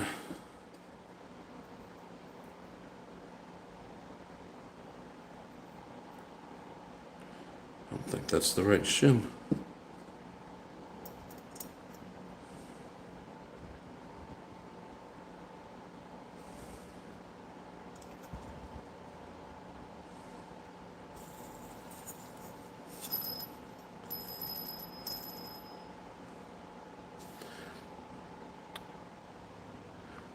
I think that was partially why I didn't put it on there to begin with.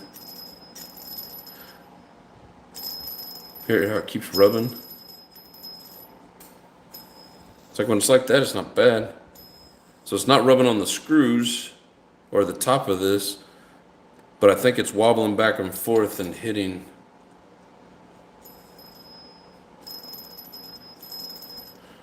Yeah. Damn it.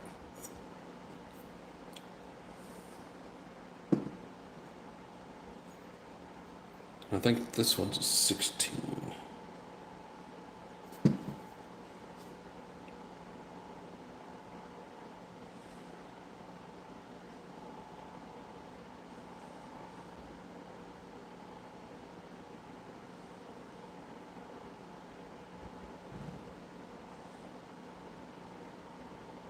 Fuck, I keep miscounting. Hold on here.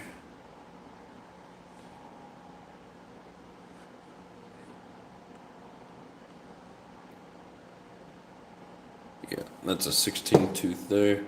Yeah, I don't think that 15 is gonna work. And I don't think I have any others available. I went through all that debate for nothing. Looks like 14 it is.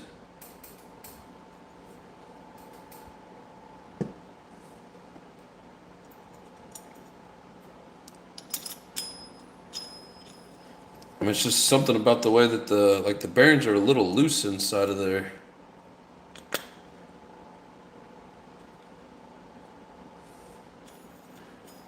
See, it should be like that.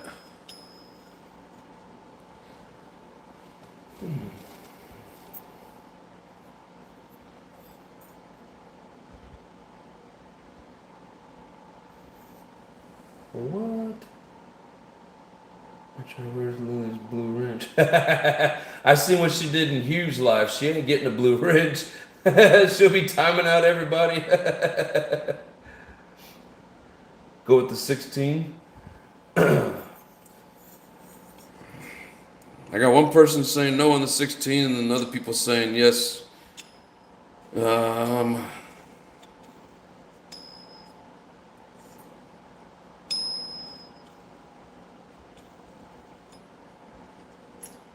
See if we can even get the 16 to fit right.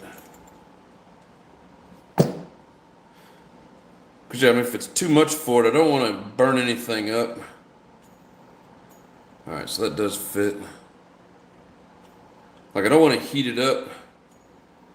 And at the same time, I don't want it to be so fast that I don't get any, torque coming out of the corners and shit. Go with the 16 more speed. 15 or very high RPM. Alright. Or the R5R high RPM. I get what you're saying, RPM. We're going to give her a shot. I got to get my shims.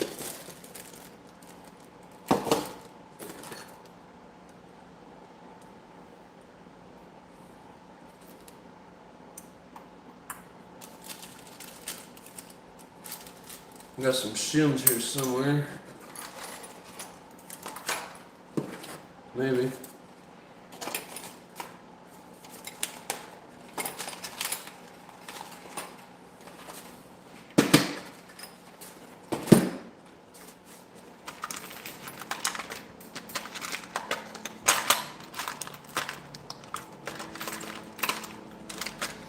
That thing's gonna be so damn fast, I'm not gonna be able to handle it on the track. I'll be flying off the edge of it.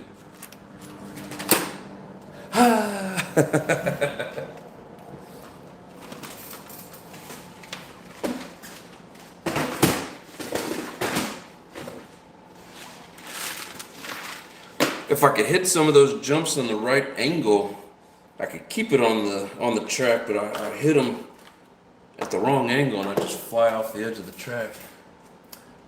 That 15 tooth is worn with that kind of movement. But I haven't really used it. Like, look at those teeth. I think it's just maybe an off-brand and it's got like a different spec. I don't know. I mean, I could be wrong, but like, there's hardly any wear on those teeth. Too much tolerance. Yes. All right. Let's see.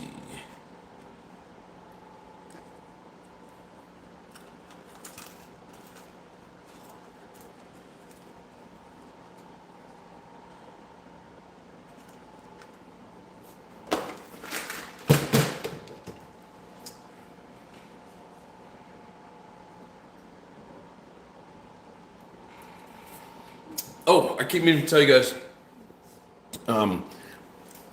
if we don't get what we're supposed to get done tomorrow in a 10-hour shift, I may be working a 12-hour shift. If I'm not on tomorrow night, it's because I work 12 hours and don't have time. So just giving you guys a little bit of heads up. If you don't see the Nitro Addiction tomorrow night, he's working. Because if I do a 12-hour shift, there's no way in hell I'm gonna come in and try and do a live, and besides that, it'll be way past most of y'all's bedtime at that point.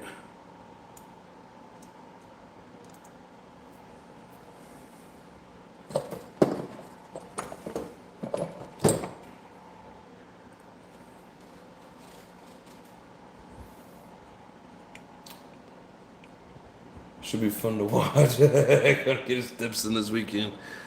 Yeah, Lotus, like I've been, I think you missed it earlier. I'm gonna try and focus on driving and not filming. So if a live doesn't pop up Sunday, it's because I'm not, I'm just running it, trying to get better. Besides that, it seems like my video quality is not very good when I'm at the track. And it seems like a lot of people are doing lives on Sundays, so don't be surprised if you don't see me this Sunday. I might do like a short or something, or maybe like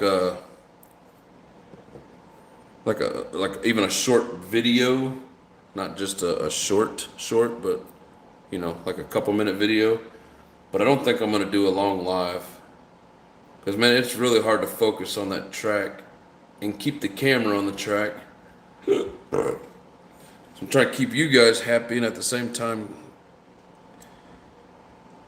learn how to drive. But maybe after I pick up some skills, get a little better at it.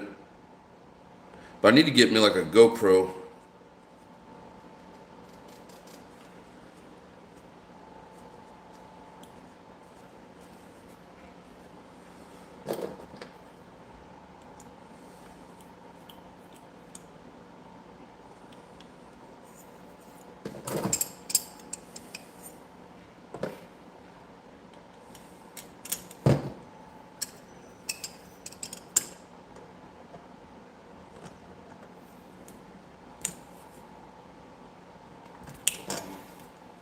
Just set the live on a tripod would be better than nothing.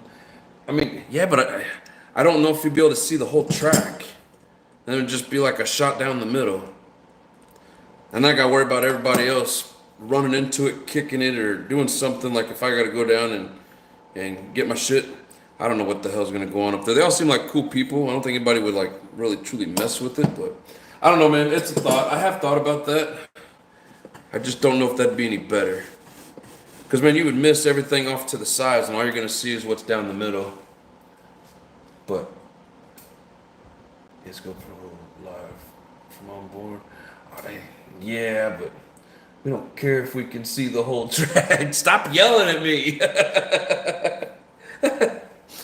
We don't care, just do it.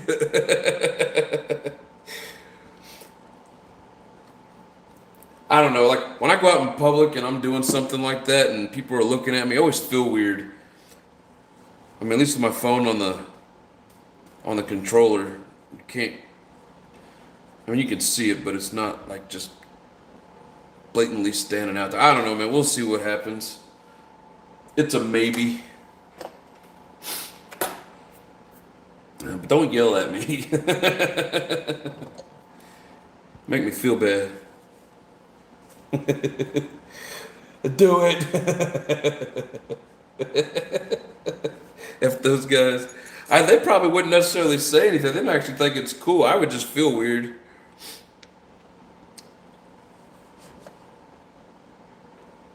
I don't know. We'll see. I mean, hell, last weekend, like, seemed like not many people showed up. And, I mean, it's like, you know, then it makes you feel like nobody wants to watch your shit when they don't show up, so.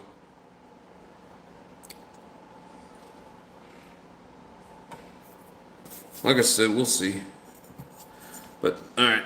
16 tooth is in play. Bearings are fresh. Oil is in.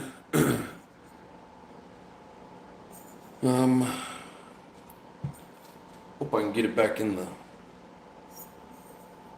the buggy at an angle with those screws. Let's see here. Just do it.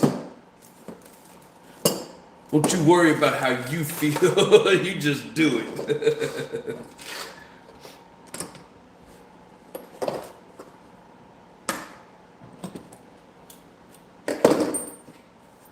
Make room to get the buggy back up here. So get these screws in.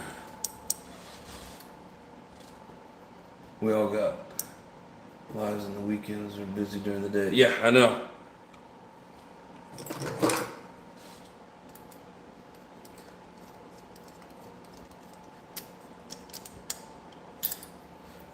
We'll see. Hell, I figured maybe I was doing too many of them and you guys wanted me to back off a little or something, but it sounds like Lotus doesn't want that. Leo! I've got dealer status for Integy if you want to use the account. Huh. Integy is in the aluminum parts? Because I don't know if anything aluminum... Aw, you're so sweet, Lotus. Says we love you. Say about half. I mean, I don't usually really mess around with the Integy stuff too much. It's good to keep in mind.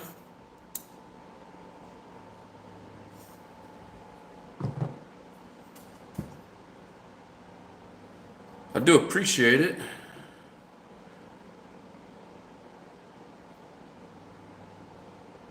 I really do like the Integy stuff. They're really good for shelf queens or, you know, just driving around, but I'm a hard basher and I always break shit.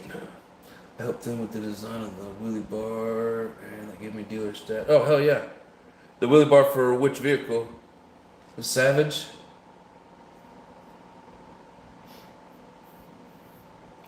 Aluminum looks nice, but it doesn't flick back. Right. I do like their 17 millimeter wheel hexes. I have bought those for the Savage and didn't have any issues with them. I don't know if you can drop a link or not.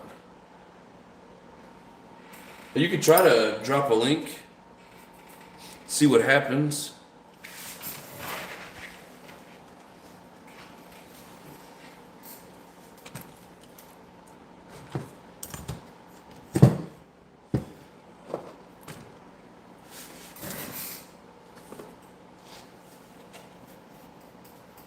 Record visits, what to do when you just want to race or bash. Yeah. Oh yeah. Have to be a mod to drop links. Yeah. I can drop a link, but I still need my username and pass, of course. Are you part of like the Nitro Gang Facebook or anything? Because if you know, there's a lot of people that can get you in touch with me on Facebook. My bad, didn't mean the smiley face though.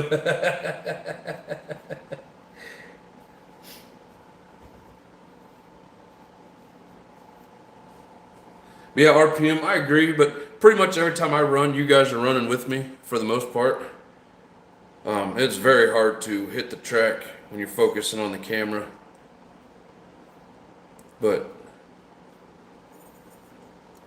I don't know. I didn't realize Lotus cared so much. No, it's a great group of people. Best YouTube viewers that there is.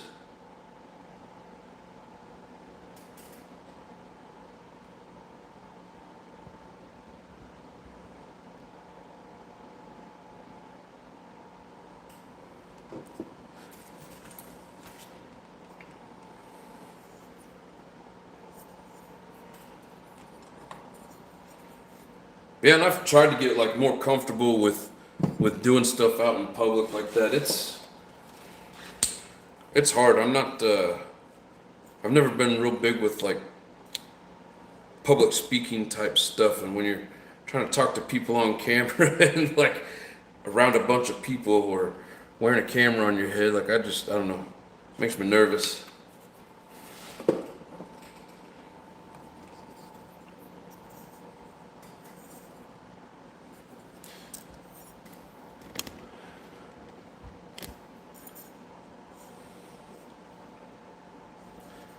Guess I should put this exhaust on first. Doing great, bro. Just do what you do. Hey, man, I appreciate you. Thank you very much, brother. Let's see. Probably ought to go ahead and get the carburetor on so I don't knock anything down inside there. And this carburetor is dirty and missing an O-ring.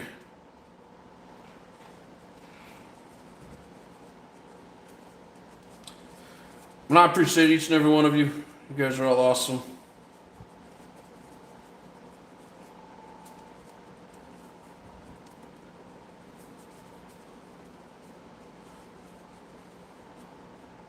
Awesome, awesome crowd. A lot of knowledge and helpful people and just a bunch of great people on here. Do appreciate that.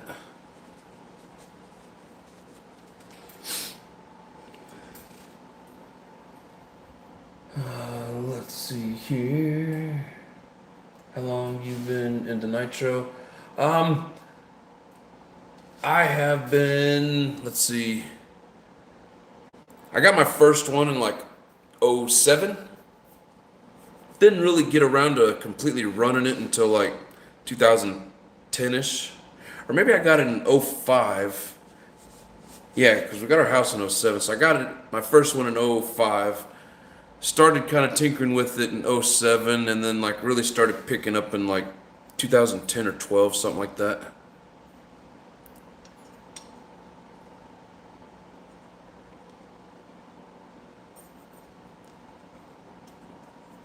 It's like it's always a learning experience.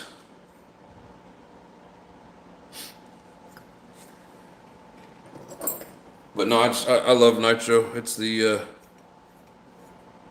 it's a blast. I love tinkering with them. I love running them. Love the community.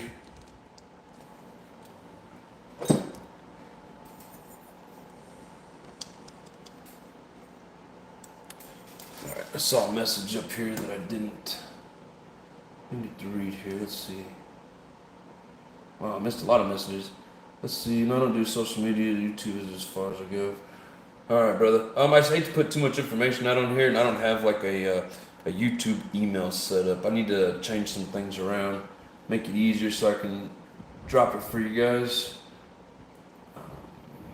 Let's see.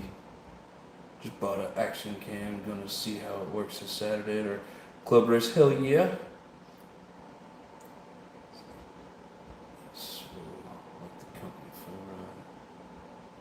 Do what? Yes, we'll like the company for the ride. Going on a ride. I don't know if I can go live with it because it's a cheap one. See, that's what I gotta make sure I can go live. So I have to be able to Bluetooth it into my phone, set it all up, record off the camera, make sure it stays linked up, make sure the battery's good on it, like a lot of shit to it. So it makes me kind of nervous to even really mess with it. But eventually, I need to get something or someone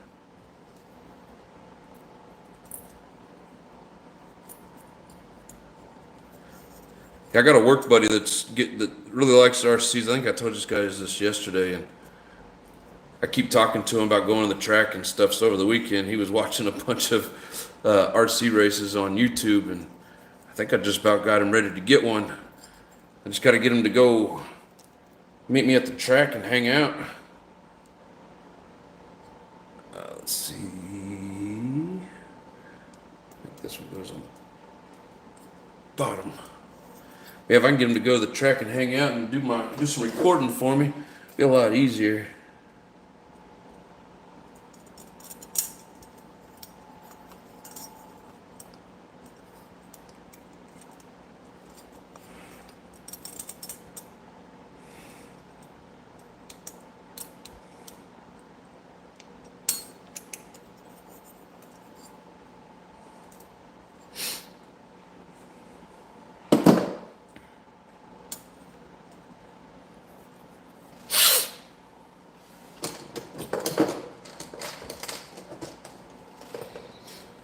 Let's see. Like phone every time I pull kill out of my boat. Yes, I'm sure you do. Hey, do you use your phone or a GoPro? All I have is my phone, brother.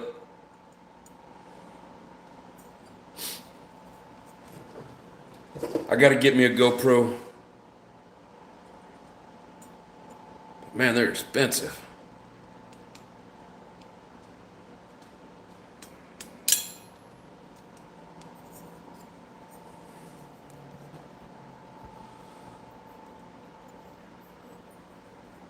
I mean, at least the good ones are anyways.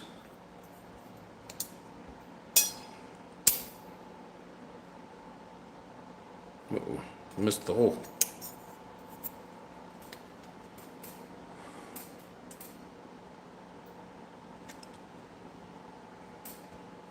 Yeah, and the phone's always been real easy for me because I got a phone mount that I mount to my controller. And then all I gotta do is aim and point.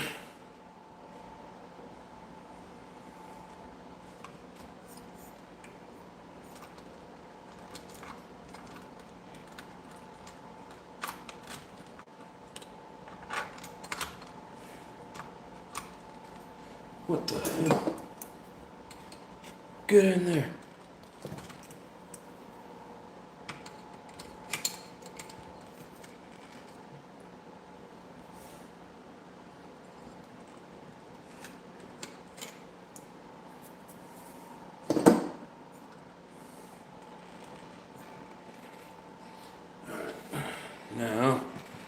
Now comes the tricky part.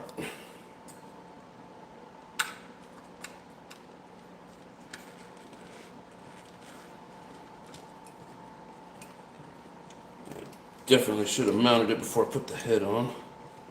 If I gotta take the head back off, I will. I think they're going though. Yeah, we're good. All right, let's see where we're at here. Let's see. You're doing great, bro. Just do what you do. Thank you very much, Leo. I do appreciate you. JP's back in the house. What's up? I was gonna say, put it on your head. I know, man. I really want to. I just don't have one. He has to turn off bash mode and turn on race mode. Dude, that's hard. I don't know how many of you guys ever tried that, but we're all back to driving. Hell yeah, brother. Be safe. Thanks for listening in. People can go both ways. I try to do both, but it is pretty tough. Oh, Lotus just dropped a short. Hell yeah. Pascal Robert, RC Creations. Look for the DJI Action Cam instead. Hell yeah. What kind of price range is on those? It sounds expensive, I must say.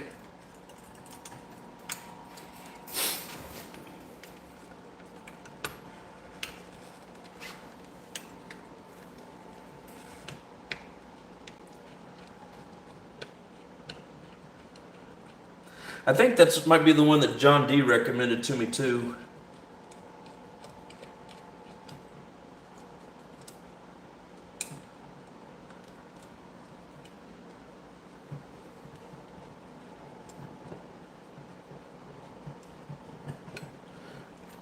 Always got to think, how much nitro am I going to miss out on if I spend a bunch of money on something like a camera or whatever the case is.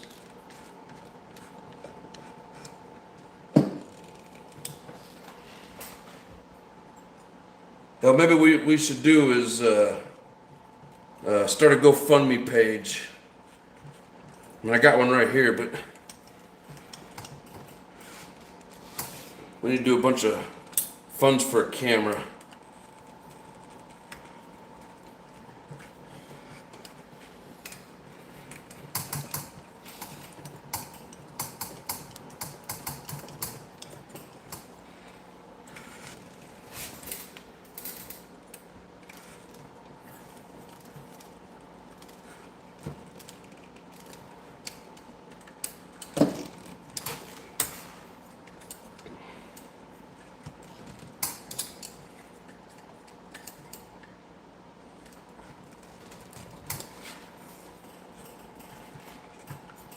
Alright.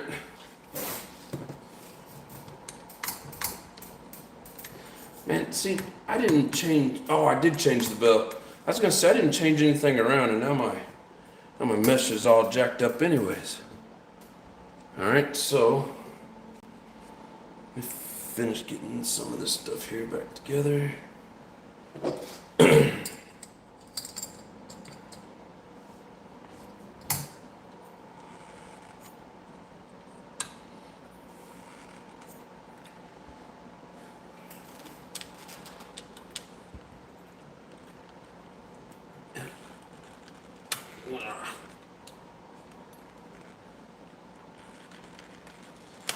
It's tight.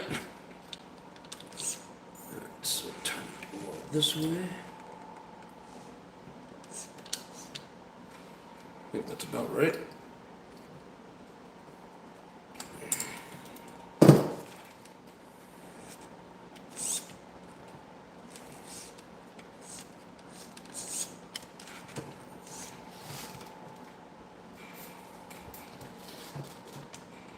You gotta be careful, I'm about to have perm solution running out everywhere. Oh shit, it is. I don't know if you guys ever smelled VP25, but it smells just like nasty perm.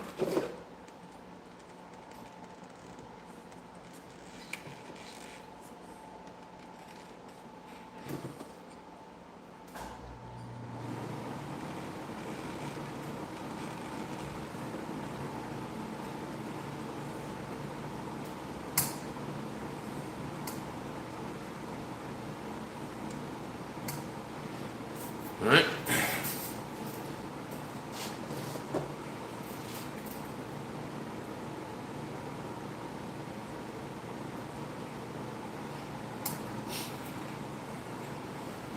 All I gotta do is change my mesh.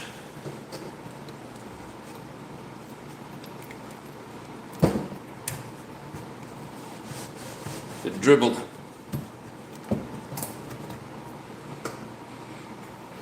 Let's see what you guys got going on here.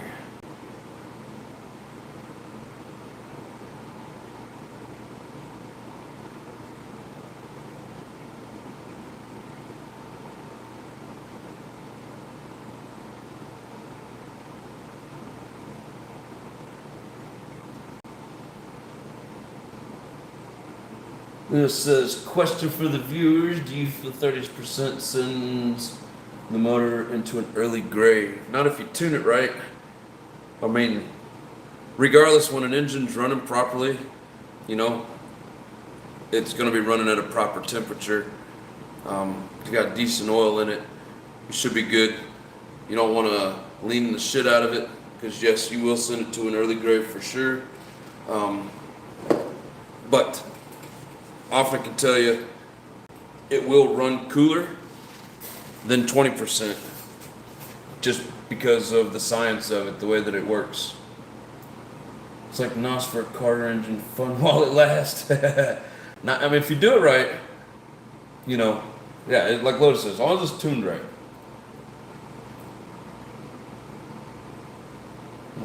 Running any percent too lean is what sends nitros to the grave. Yep. Facts. Gotten more people into the hobby just by the sound and the smell. Dude, I'll go to, like, when I was up in Omaha, I'd go to the track quite a bit, and people were constantly, because I was the only nitro guy, and there was a bunch of electrics, and they would always come up to me and ask what I was running and how I had it set up, and like they were real interested in it. A couple people even told me that they would, you know, it was making them want to, you know, get into the nitro side of things.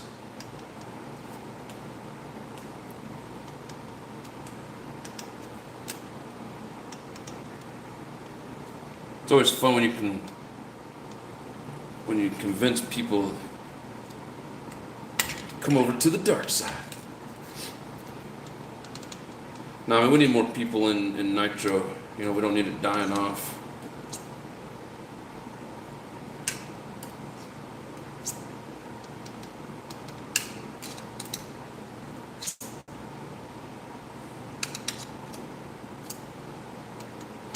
Man, there's a lot of people out there at that nitro compound.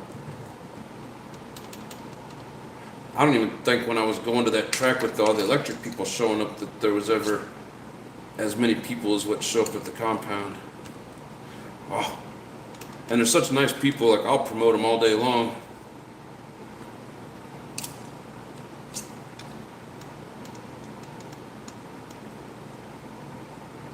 Time I turn that screw, moves the engine.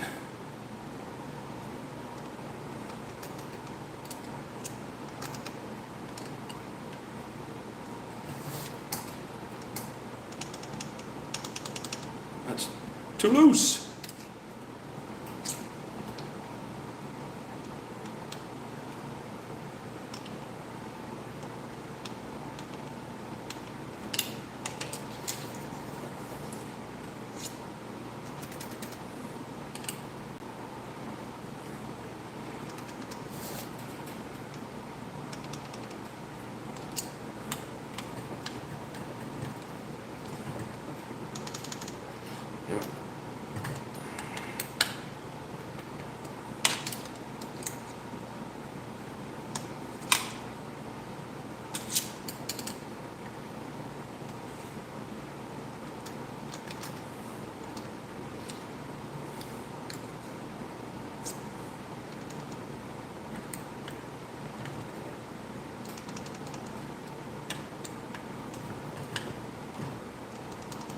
There we go. That's what I want. A little tight on that side though. Alright, too much. Yeah, it's like with all this dust on here, it makes it.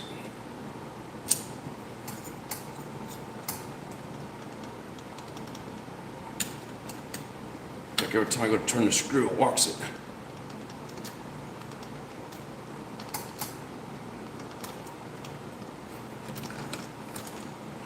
Must have the brakes sit.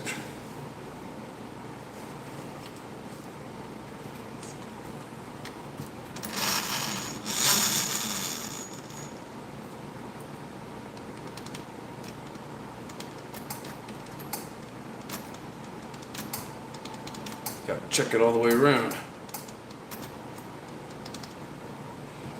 I think we're.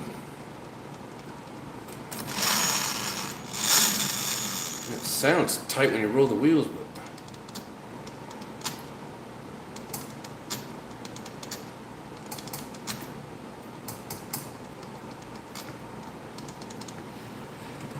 all right.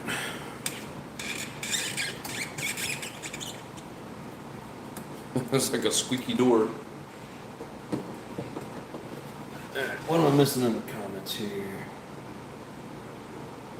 Lecture's nice, but can't beat the audio and visual of Nitro. I'm telling you, man, I love it. Skill rubber creases. Oh, I already read that. You guys ever try the drops in the Nitro to make? No, I don't really care for that stuff. No offense to anybody that does, but I love the smell of Nitro. I don't need to sweeten it up. You understand that 30% runs cooler and cleaner. Doesn't put them in the grave early. Yep, just leaning them out too much does.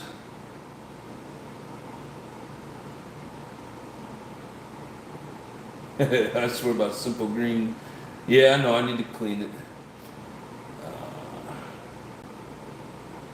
30% does not smell great. Neither does 25. It smells like a freaking perm. I'm trying to be funny if it smelled like gum or something.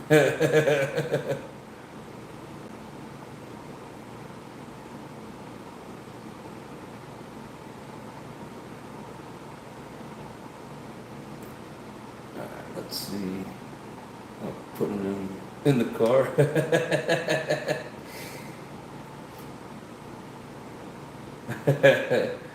You run a fail-safe spring on that for runaways? I'm running these.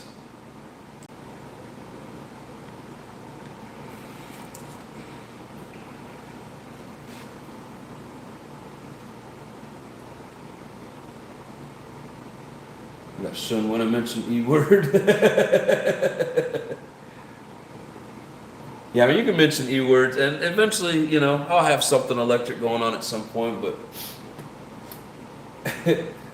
I love Nitro so much. I don't know, like, every time I look at an electric, I end up buying Nitro stuff. Big Boys is back, what's up? Mix WD-40 and Simple Green. Ooh, I bet that's a good combination. And spray silicone.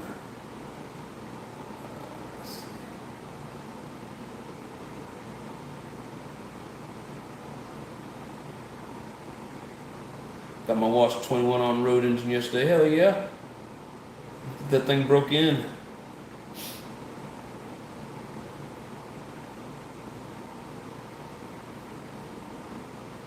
Nitro for life will always be my first love. Yes, sir. Dude is very precise on mesh. That's how you tell who's been in the hobby for a while. Yeah, I hate...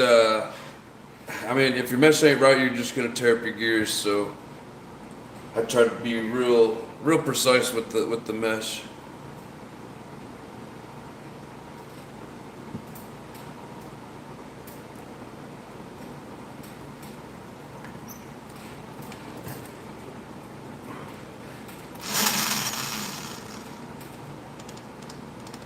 Each time you tighten one of these screws down, you got to check it a little bit too.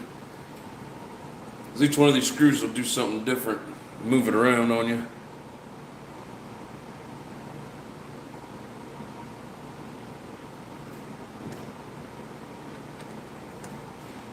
Hell yeah, looks like we got some new faces in the channel. I hope you guys like it enough to subscribe. Be sure and hit that like button.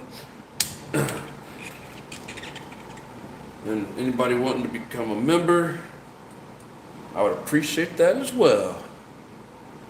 We got enough members going. We'll start doing some members only stuff. Just not enough people in there.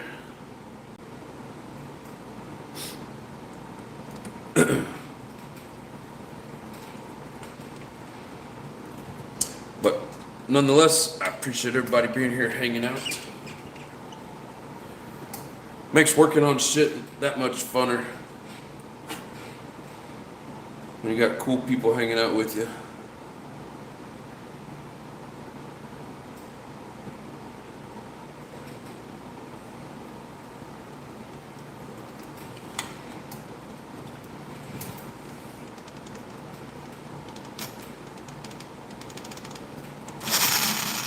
Well, if it ain't a perfect mesh, it's pretty damn close.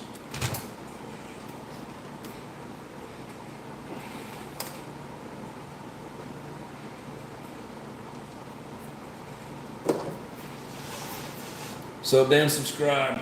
Hell yeah, brother. Appreciate you.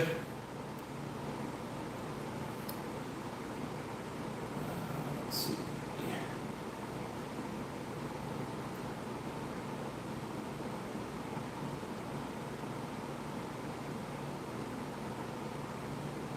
Was running the Kyosho FW06 before it crashed into a railroad tie. Broke some parts. She's back on the chopping block. Run, break, fix, repeat. Yes.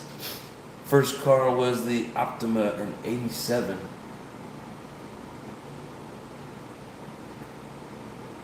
Your first nitro car was you got back in '87? Or are you talking a real car? That's a long time in the hobby for sure. Yeah, it's intramuscular injection. Ah.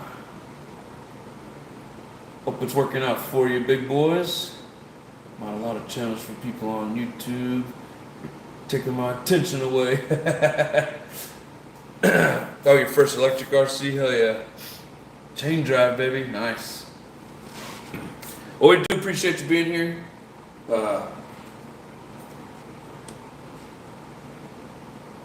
We'll always try to get your attention over here first. But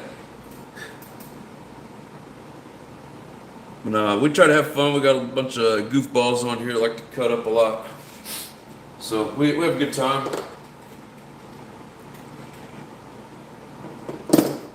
I do these lives 3 days a week. And then on Sunday, try to get to the track or at least out somewhere to run.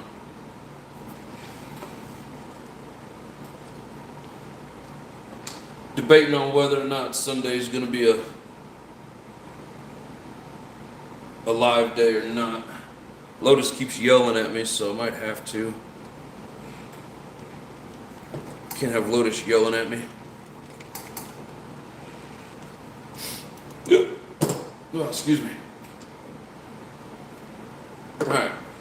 So now that all that's done, we got throttle hooked up, air filters in place. So yeah, with these strong ass Savox servos, I need to add more return springs. Cause like it'll return it on its own, but I don't know if you can see that just going back in on its own, but when it's hooked up to the Savox, it doesn't really want to cooperate.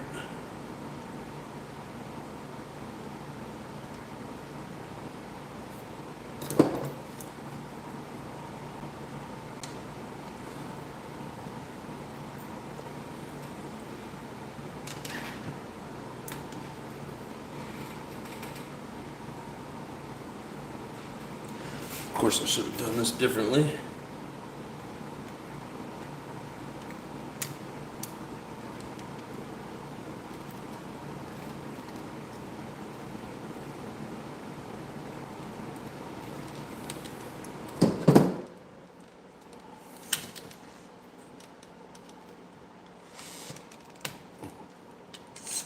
Yeah, there we go. High voltage Savox is definitely strong enough to pull that. Now, shouldn't have to worry about a runaway.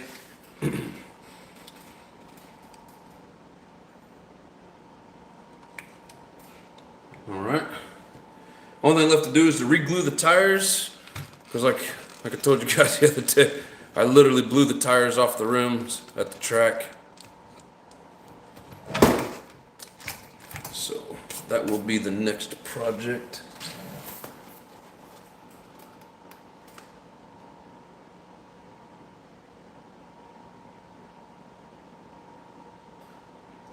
Who you calling a goofball? You! Hey, you, my friend. We're all goofballs in here. Yeah, that's right. Exactly, Often Guy. Glad to have you in here, Leo. Lotus keeps a clean environment around here. Yeah, Often Guy gives me a hard time, but half the time he either can't spell it out, fat fingers it, or just, I don't know what he's doing. He claims to be working and I can't read it anyways. But no, Often is a good dude most of the time. Kim was a giant kid back in those days. There were no RTRs. Yeah, I always liked RCs even as a kid, but we were too poor, never could afford it, so I was never able to get into it. And like I said, until about like 2005. And then at that point, it was even a cheap red cat. But yeah, we've moved on to bigger and better stuff these days. All right, so I need to pull the battery out and charge it.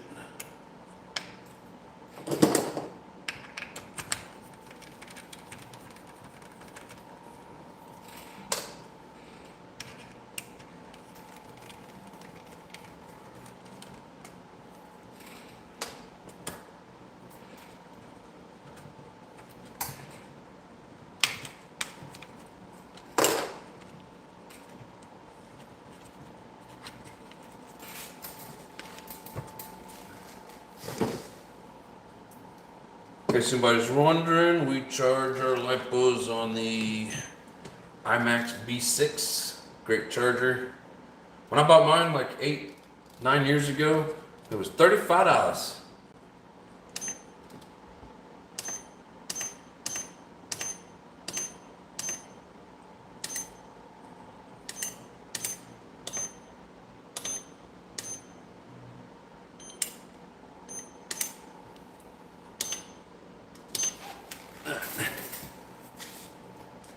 Running a ProTech 2200, specifically meant for the receiver pack of a Mugen.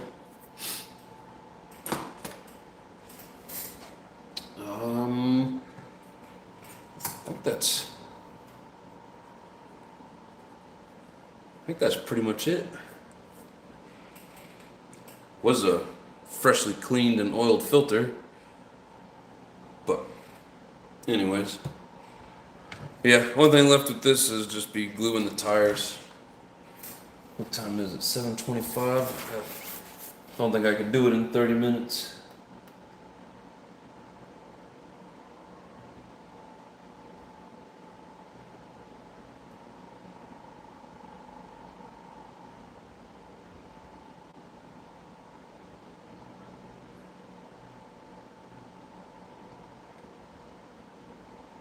CA glue. What does that say? Racer's Edge Crazy Strong Tire Glue.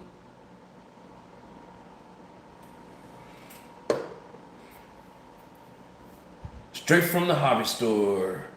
Home for smoking a whiskey shot. Be right back. All right, brother. Appreciate you.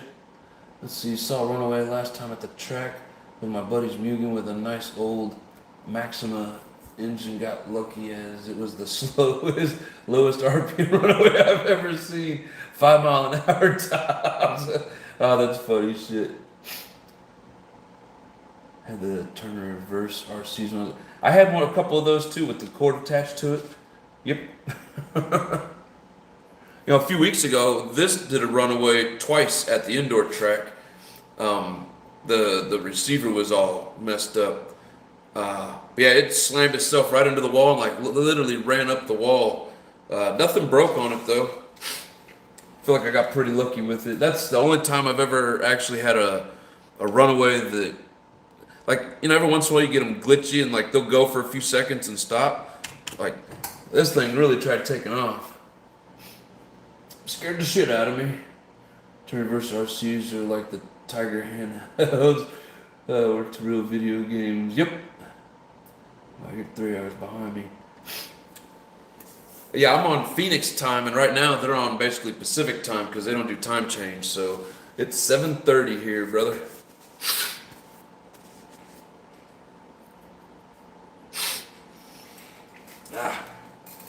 And the allergies don't get any better just because you go out to the desert.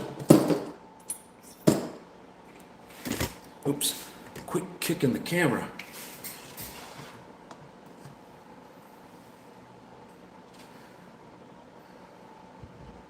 All right, big boys, appreciate you, man. Hope you get to feeling better.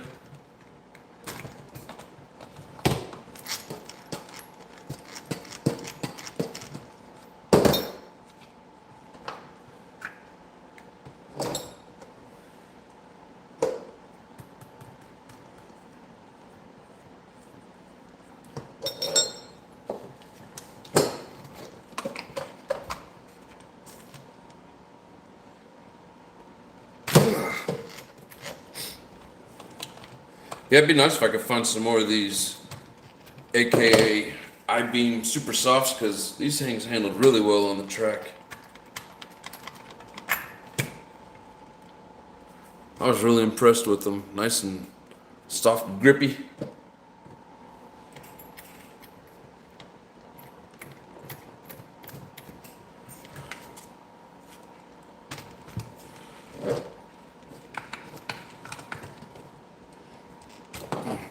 I think what I'm gonna do is swap out the front and the back.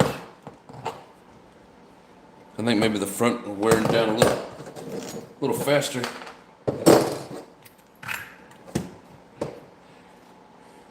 Yeah, I don't know, maybe about the same.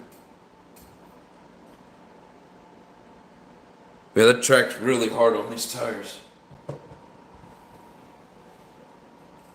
Hybrid's in the house. What's up, brother? How you doing? Had one run away and it came limping back to me. Funny shit. That's funny as hell.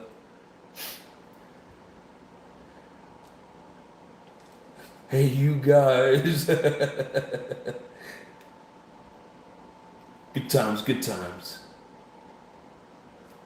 My uncle used to have nitro cars when I was like 10. They used a cam, put it to do a circle. Oh yeah, I've seen those. I've seen videos of them where they just tie it to a cable and it drives around in a circle. Yeah, I mean that's pretty neat for its time, but nowadays we have things called remote controls. Nah, I mean that would have been cool for a minute, but I'd have got bored real quick. Never get bored with a real controller though.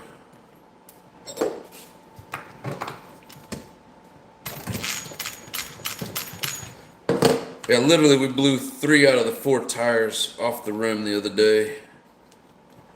So I can go through and re-glue all of them, make sure they're all good and tight.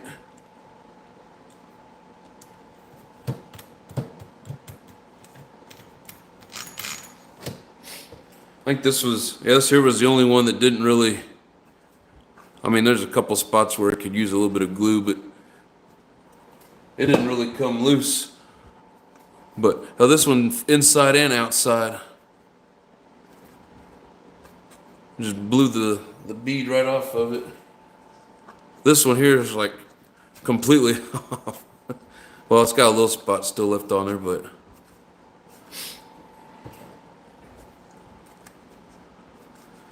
I was like, man, it just kept like sliding around on the track, and when I took off down the straightaway, especially this one having the dirt on, you could really see it, and you could see it just like bouncing, and I was like, something's not right.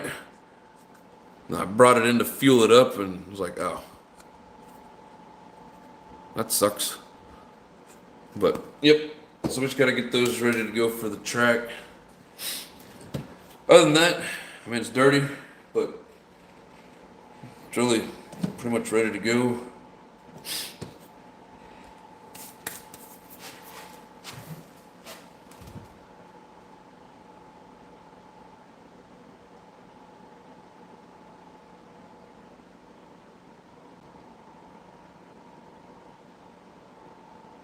Engine's great, brother. I replaced the front bearing in it just because it's still got some pinch to it. We added a shim, ready for 30%. We'll get her all tuned up Sunday with some 30%. But yeah, other than that, I mean, it's in really good shape. Still got some good pinch. I'm knee deep in a Kyosho engine install, thanks to Lotus, who had the exact clutch bell I needed. Sweet. There was no cable. It was plastic cam put in the car. Oh, okay. I think I know what you're talking about. But those like really old ones that they tied that cable to and put it on like the post in the center, those were kind of neat as well. It had a finger that would follow the plastic cam to do things. Ah, I see. Wash them good or the glue will not hold. Awesome. Thank you, brother. Appreciate it. Will do. Remember the Cox engine airplane that was on a string goes around at 360? I've seen videos of them. They were screaming at me. It wasn't funny at the time, but now it's fun. After 5 minutes, you were dizzy. Yes, sir. All right, JP. Appreciate you, bro.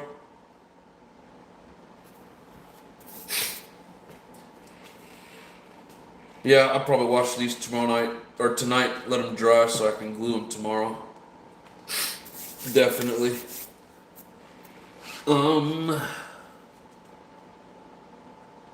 Let's see. I don't really have anything else to do on this at the moment.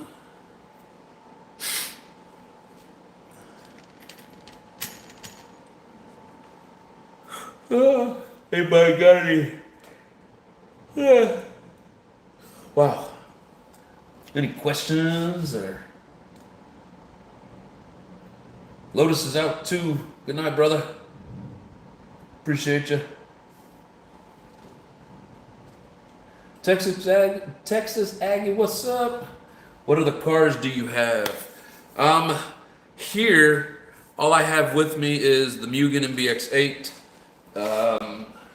We'll do a little tour. But at the house, I've got a Losi and the Kyosho MP9. So I've got this. Come over here. I got this Savage. I got the XL. I got the Techno. I got that beast of a Baja. Oh, and then I got the Mugen Truggy. That's all that I have here with me at the moment. But I plan on ending up with some more out here. I could only fit like 6 of them in the car to make the trip. When I go back for the 4th, I'll bring a couple more with me.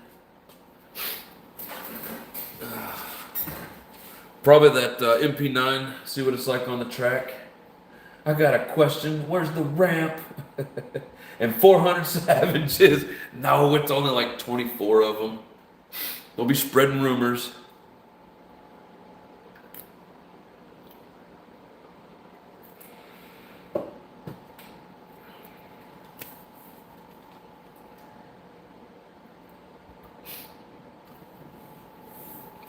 But yeah, so sitting at the house, I have a Sin 7.7. I have another Savage XL, and then what? 1, 2, 3, 4, 5, 6, 7, 8. I mean, at least another 10 to 15 of them that are together, and probably 4 or 5 that are in pieces as spare parts. Just Savages. I got the Kyosho MP9. I got the Losi, like an old Losi 8.0 or something like that. Old RTR. I got a MGT 4.6. I think that's it. Oh, I got a Savage 21 original, still in the box, sealed up. Thoughts on Traxxas? I mean, to me, those are like kind of like disposable cars, you know? It seems like they break a lot. I don't know. A lot of people love their Traxxas, and I've never been a huge fan. I think some of the stuff's kind of neat. I wouldn't mind getting a T-Max, and like that new XTR, I mean, that thing's a beast for sure. The X-Max, you know, those are beasts. But I've never been like a huge Traxxas fan. I don't know. It's like, I know they're not toy grade, but they always have that toy grade look to them. Not necessarily the Revo, or the T-Max, but like a lot of them just have like a, I don't know, like a toy grade look. Some of them are really cool, but I've just never been like a huge fan. All right, Mama, have a good night. I hope you hit that like button, woman. She knows I'm just messing. I love you too, babe. They just released a mini XTR. That'd be cool, but man, I want that big one. That thing's a beast. But I mean, you know, it's like one of the hobby stores here locally, I saw it was like $1,300 or $1,400. I'm like, damn, they went up. But yeah, they're pretty cool. But I've never been a huge Traxxas fan. I feel like it's a good beginner's brand. A lot of people really like them, but for me, like I like kit racers and monster trucks. I mean, it's just me. It's a beast, but problem is it's heavy, and like you said, they break. Yes, sir. Yeah, I've never been a huge fan of the Traxxas stuff. Everywhere you go, there's a hobby store, whether it's Hobby Town or some local hobby store, whatever the case is. They all have just Traxxas shit coming out of their ass. So much Traxxas stuff, and it's like every time I watch somebody run something, they break. And I know Savages break too, whatever the case is. But I don't know. I've just never been like a huge fan. Often a guy loves his T-Max. I do like the Jado. Yeah, and I had a Jado. I traded it to Lotus. It's okay. To me, the two-wheel drive stuff gets boring, and that thing's got so much power. And if you don't have good tires on it, it just like mine would just like spin out a lot. But I don't know. Lotus seems to enjoy it. And I do have a box of Jado parts. I probably got everything to build like 2 Jados, and one of them would have an engine.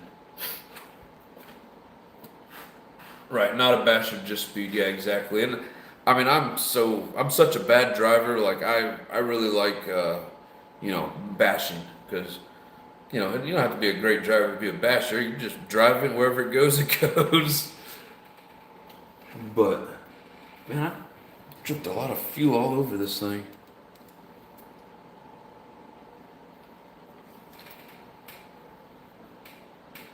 Guess that was just from earlier. I wanted to make sure it didn't have a leak. But Slayer Pro is a good truck. Yeah, I mean, I had a neighbor. He had one of those, and he was running it. And I've actually got a video where I think I'm running the MGT, and he's running that. And yeah, I mean, they're pretty cool. If I had options, I would choose this over it. I never go looking for short course vehicles. I don't like the way that they look. That's just me.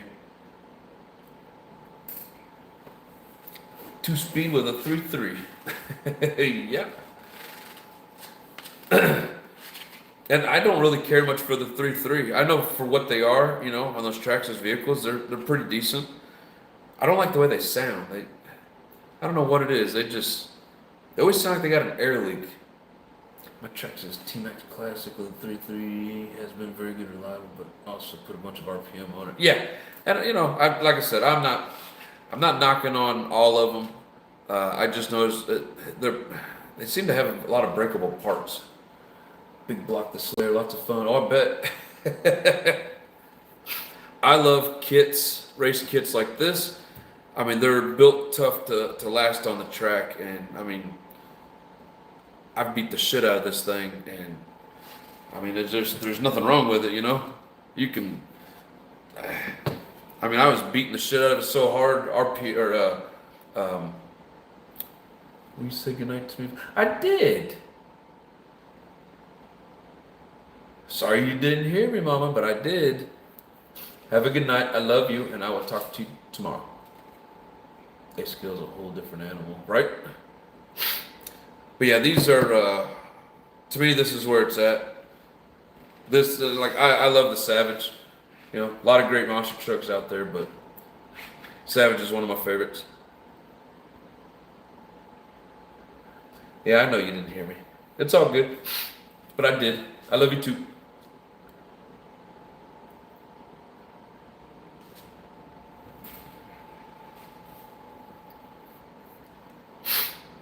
Yeah, I even like the buggies over the truggies. I always liked the way the truggies looked. Always wanted one, and then I got one, and I was like, oh, yeah, that's fun, but I like the buggies better. I mean, truggies are badass, don't get me wrong. But I really like the buggies. Love the way the Savage is put together, sleek, everything encased in a narrow frame. Yeah, I mean, I like everything about it. I know they tip over, there's certain parts that it just seems like they always break. But man, there's just something about a Savage. Don't know what it is. If you're new to the channel, I've got a bunch of Savage videos, man. You ever get bored and want to check out some pretty cool Savages? And I do a lot of body painting on these lives. You know, scroll through and check them out. Let me know what you think. Ah, damn nose. I need to wash my hands. I'll be right back.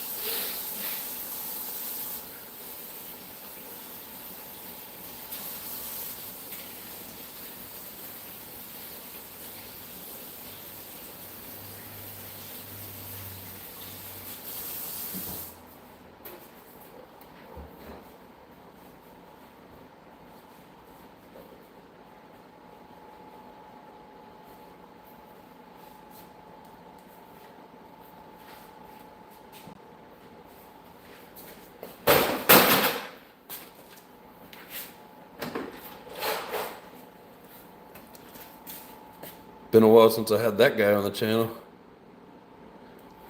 I think I still only have 2 tanks run through this.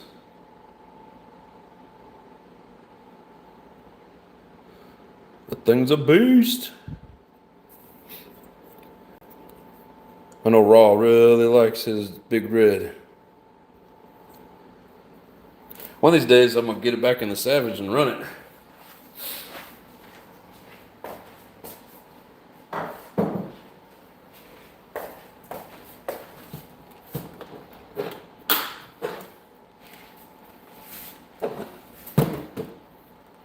Buggy's way more nimble. Oh yeah. Yeah, you know, back in the day, Nitro RC nerds, the dad and son, and he was always running his buggies and working on them. I mean, I fell in love with buggies watching his channel. I've actually traded off like 3 of them, 2 or 3 of them, but I'm gonna work on getting my buggies back in order. Right now I've got 4? I think I have 4 of them. Yeah, buggies and Savages. Nimble's one thing, just looking badass is the Savage. Yes, sir. 2 or 3 clutch on that. That was a 3 shoe clutch. It's one I've always wanted but never picked up. Big Red, dude, that was one of the hardest engines to get to start and keep running. It was so rich.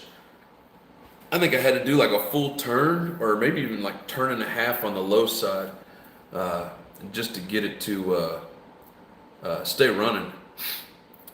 Yeah, pain in the ass getting that thing going, but I've never actually like ran it. It's only just sit there and idled for 2 tanks. But I don't have it here. I do have a Dynamite 28 that, man, them things are a blast too. Leo, you sounds like you're a big Savage fan, kind of like me, huh?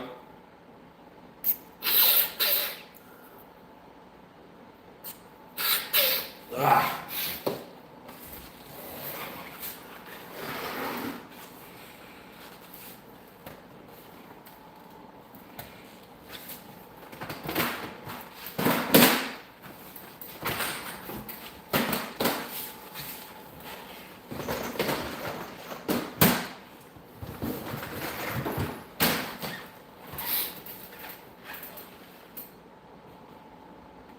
You've had about all of them.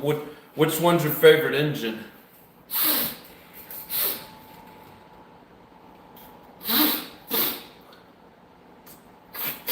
Ah, sorry, I had to do the nose spray.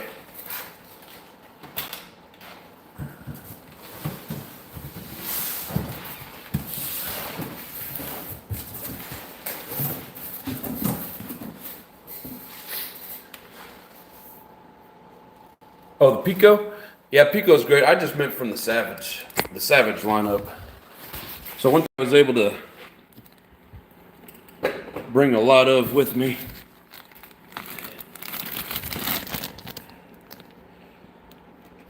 There's K46. This one's been run, not by me, but it does have a little bit of run time on it.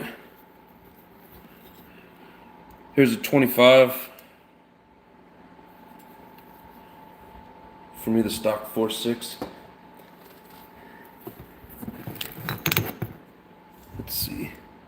This one here is one of the old original 4.6s. Have a couple of those. There's a brand new 25. Never been run.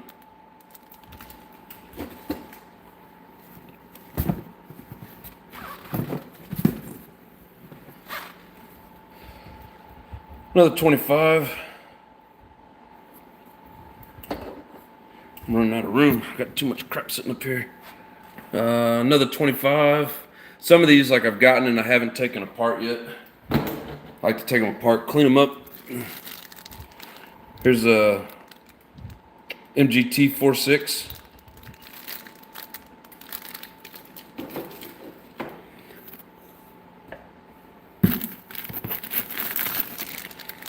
Yeah, these are my favorites. I love these K46. This one's been run. I have one or two of these that is like absolutely brand spanking new.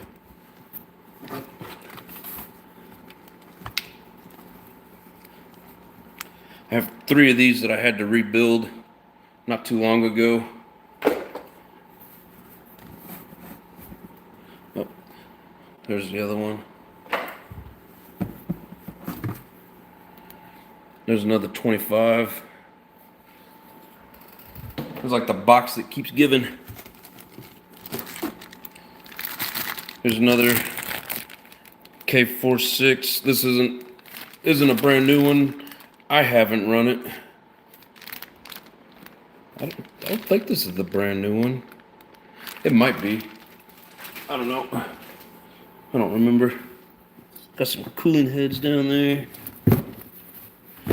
Yeah, I had to pack them in here nice and tight with some shirts for my drive down. Didn't want them getting all scratched up. This here's an old Nova Rossi 21.3. This was a $100 engine. I've got at least 7 or 8 gallons through it.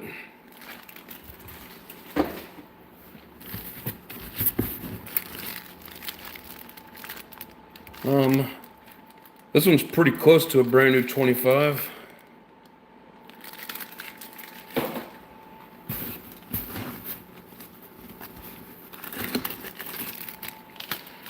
Here's what looks like pretty much a brand new Go. When I took it apart, it didn't look like it had any run time on it.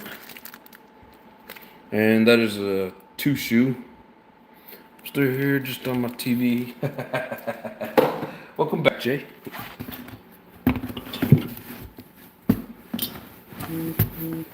So yeah, that's all the goods. It's not that one. It's not that one. It must be this one. I think this one, one of these is like never ever been broken in or anything. And then a couple of them I replaced the piston and sleeve in. Might be this guy here. But anyways, yep, just figured I'd show you my purple collection of engines. I'm running out of room here, but I love the Savage engines.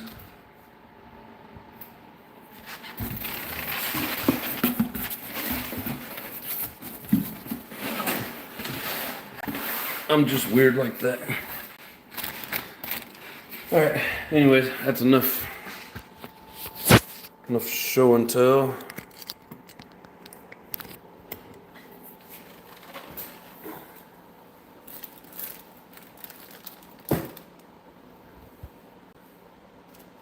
Dude has a Santa box we all wish for during Christmas. I need a block for a 25, broke 2 back plate bolts instead after a break. I might have one. I have a block that I can't get the piston and sleeve out of for nothing. But if you really need one, Texas. Okay, I hate this guy already. That's funny shit. If you want Texas, we might be able to work something out. If you're looking for a block and can't find them, I sent one of them to you. Yep. And it's funny because you sent me one that needed a back plate, and my Savage guy actually sent me a back plate. But remember when I was working on my buddies and the bearings all fell apart? Basically just gave him like a different block and stuff with the good bearings. That was that engine. But I kept that piston and sleeve because, like you said, it was pretty much a new piston and sleeve. But now I have a back plate for it. Let's see here. Where's everyone located? Oregon here. I'm down in Phoenix at the moment, but I travel, so I'm always somewhere different. I'm a traveling electrician.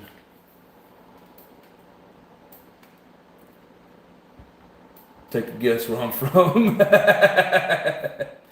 Alaska? That's funny shit. JW's Vegas. I'm about to head that way, bro. Maybe in I don't know, month or so, month or two. Do you prefer the K or the F? I like the K. As far as I'm concerned, I've never ran them like side by side, but I feel like the K has more power to it. My first one was an F, and it was pretty decent. But man, these K46 engines are they're beasts. Absolute freaking beasts. Now this one here looks like it's got a brand new carb on it and everything. I've got a couple of spare heads that have never been opened up. I got all kinds of parts for them.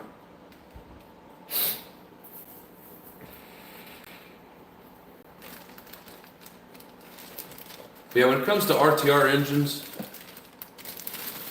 these are one of my favorites. I'm pretty sure this here is the new one. Like, I mean, there's no freaking dirt on this thing. No scratches. I put the pipe and header on there. All this is brand new. Well, new old, whatever you want to call it.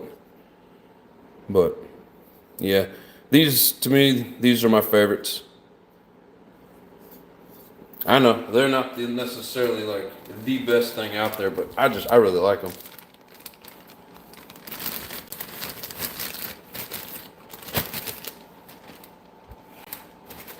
I was gonna try to have like all of my Savages, have their own engine, but at the same time, keep some of the good ones on the back burner, and then later on down the road, got a brand new, and this one's not quite brand new, but really clean head on it. The back plate's not letting me turn it. The one-way bearing in it. Yeah, real tight compression. Some of these, like, the guy got them from, like, he fired them up once or twice, and a bunch of shelf queens. And I don't know what the hell is up with this crazy filter. This one's got like a freaking mattress of a filter on it. And that's like all one piece. I'll end up redoing that. I don't think I've ever even pulled this one up. I don't think I've done anything with this one. I had another one that only had a couple tanks run out of it, and I traded it to John D.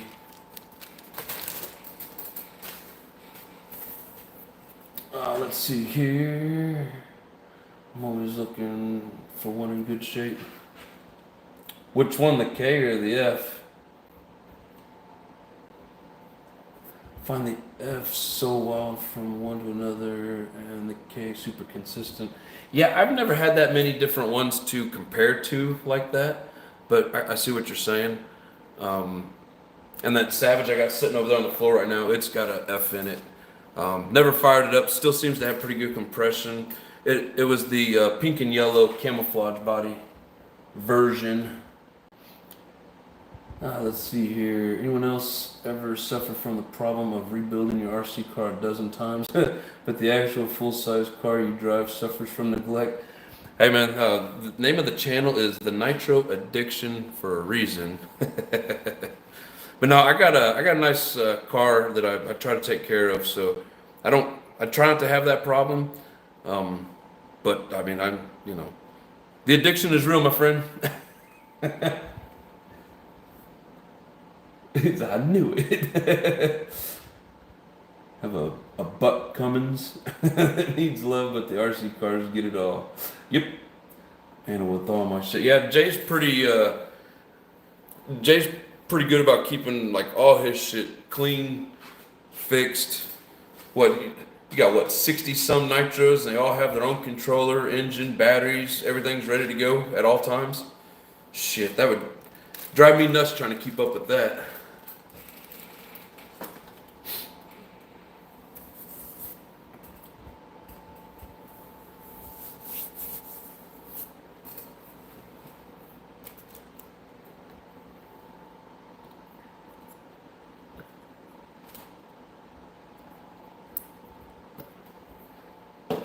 Yeah, my guy got all my Savage stuff from. He hit me up the other day wanting to sell me another 25. I'm like, dude, I got enough, man. I'm on buggies now.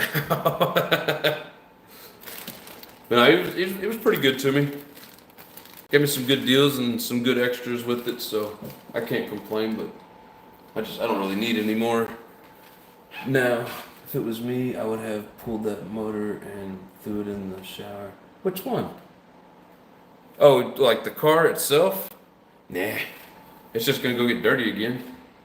I mean, I will clean it. I've done a lot of live stripping down Nitro RCs. Like I buy them used, strip them down, like everything, 100%. Clean the shit out of it, rebuild it, redo the shocks. Put an engine in it, electronics, all that. Just redo the whole thing, put it back together.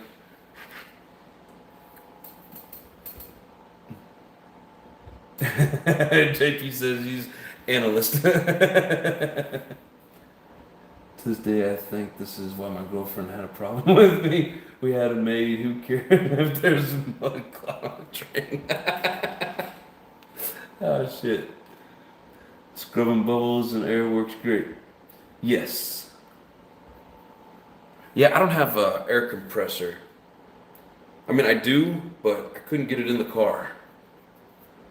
And then when I do get it here, like I gotta get the hose and I gotta get all the stuff for it. If you have an extra 25 block, let me know what you want for it. Oh hell, I'd probably just send it to you. I think I left some of that stuff at home. You may have to wait till I get back home. Cause I had like a few blocks that were just empty. Yeah, the only one I've got here with me, it's got a piston and sleeve in it that I can't get out. But it seems like it's still got some, it's like it's still got some tight compression. I can't turn it up just by turning the stem. I have to put a flywheel on it, and it's still got good pressure on it. So it's like I want to get it out of there. Dishwasher. But yeah, I'll have to, like I said, I'll have to go home. Oh, here's one I've never opened up, but it's locked.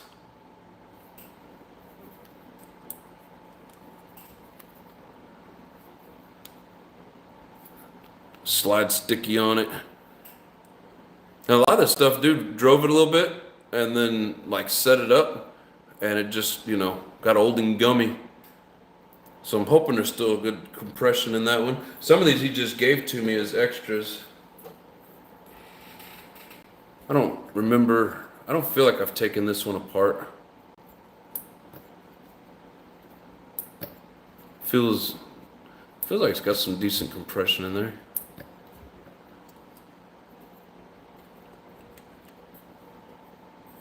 But definitely Texas, we'll work something out, brother. believe the eyes I got in even mentioning that. But there it has sanitary red. I want to put one. You want to put a dishwasher in the shop? One thing you gotta remember about dishwashers, that's all that they're for is sanitizing. You know, they advertise, you know, using this detergent and that detergent, and you don't even have to rinse the stuff off. Man, that's how you destroy your dishwasher. And don't use the powdered stuff, because that stuff will just, it doesn't dissolve, it just kind of collects. We had our dishwasher all plugged up with that shit. All right, well, what is it? 8:04. We've been out here for a while. Imagine the stocks of Cascade detergent.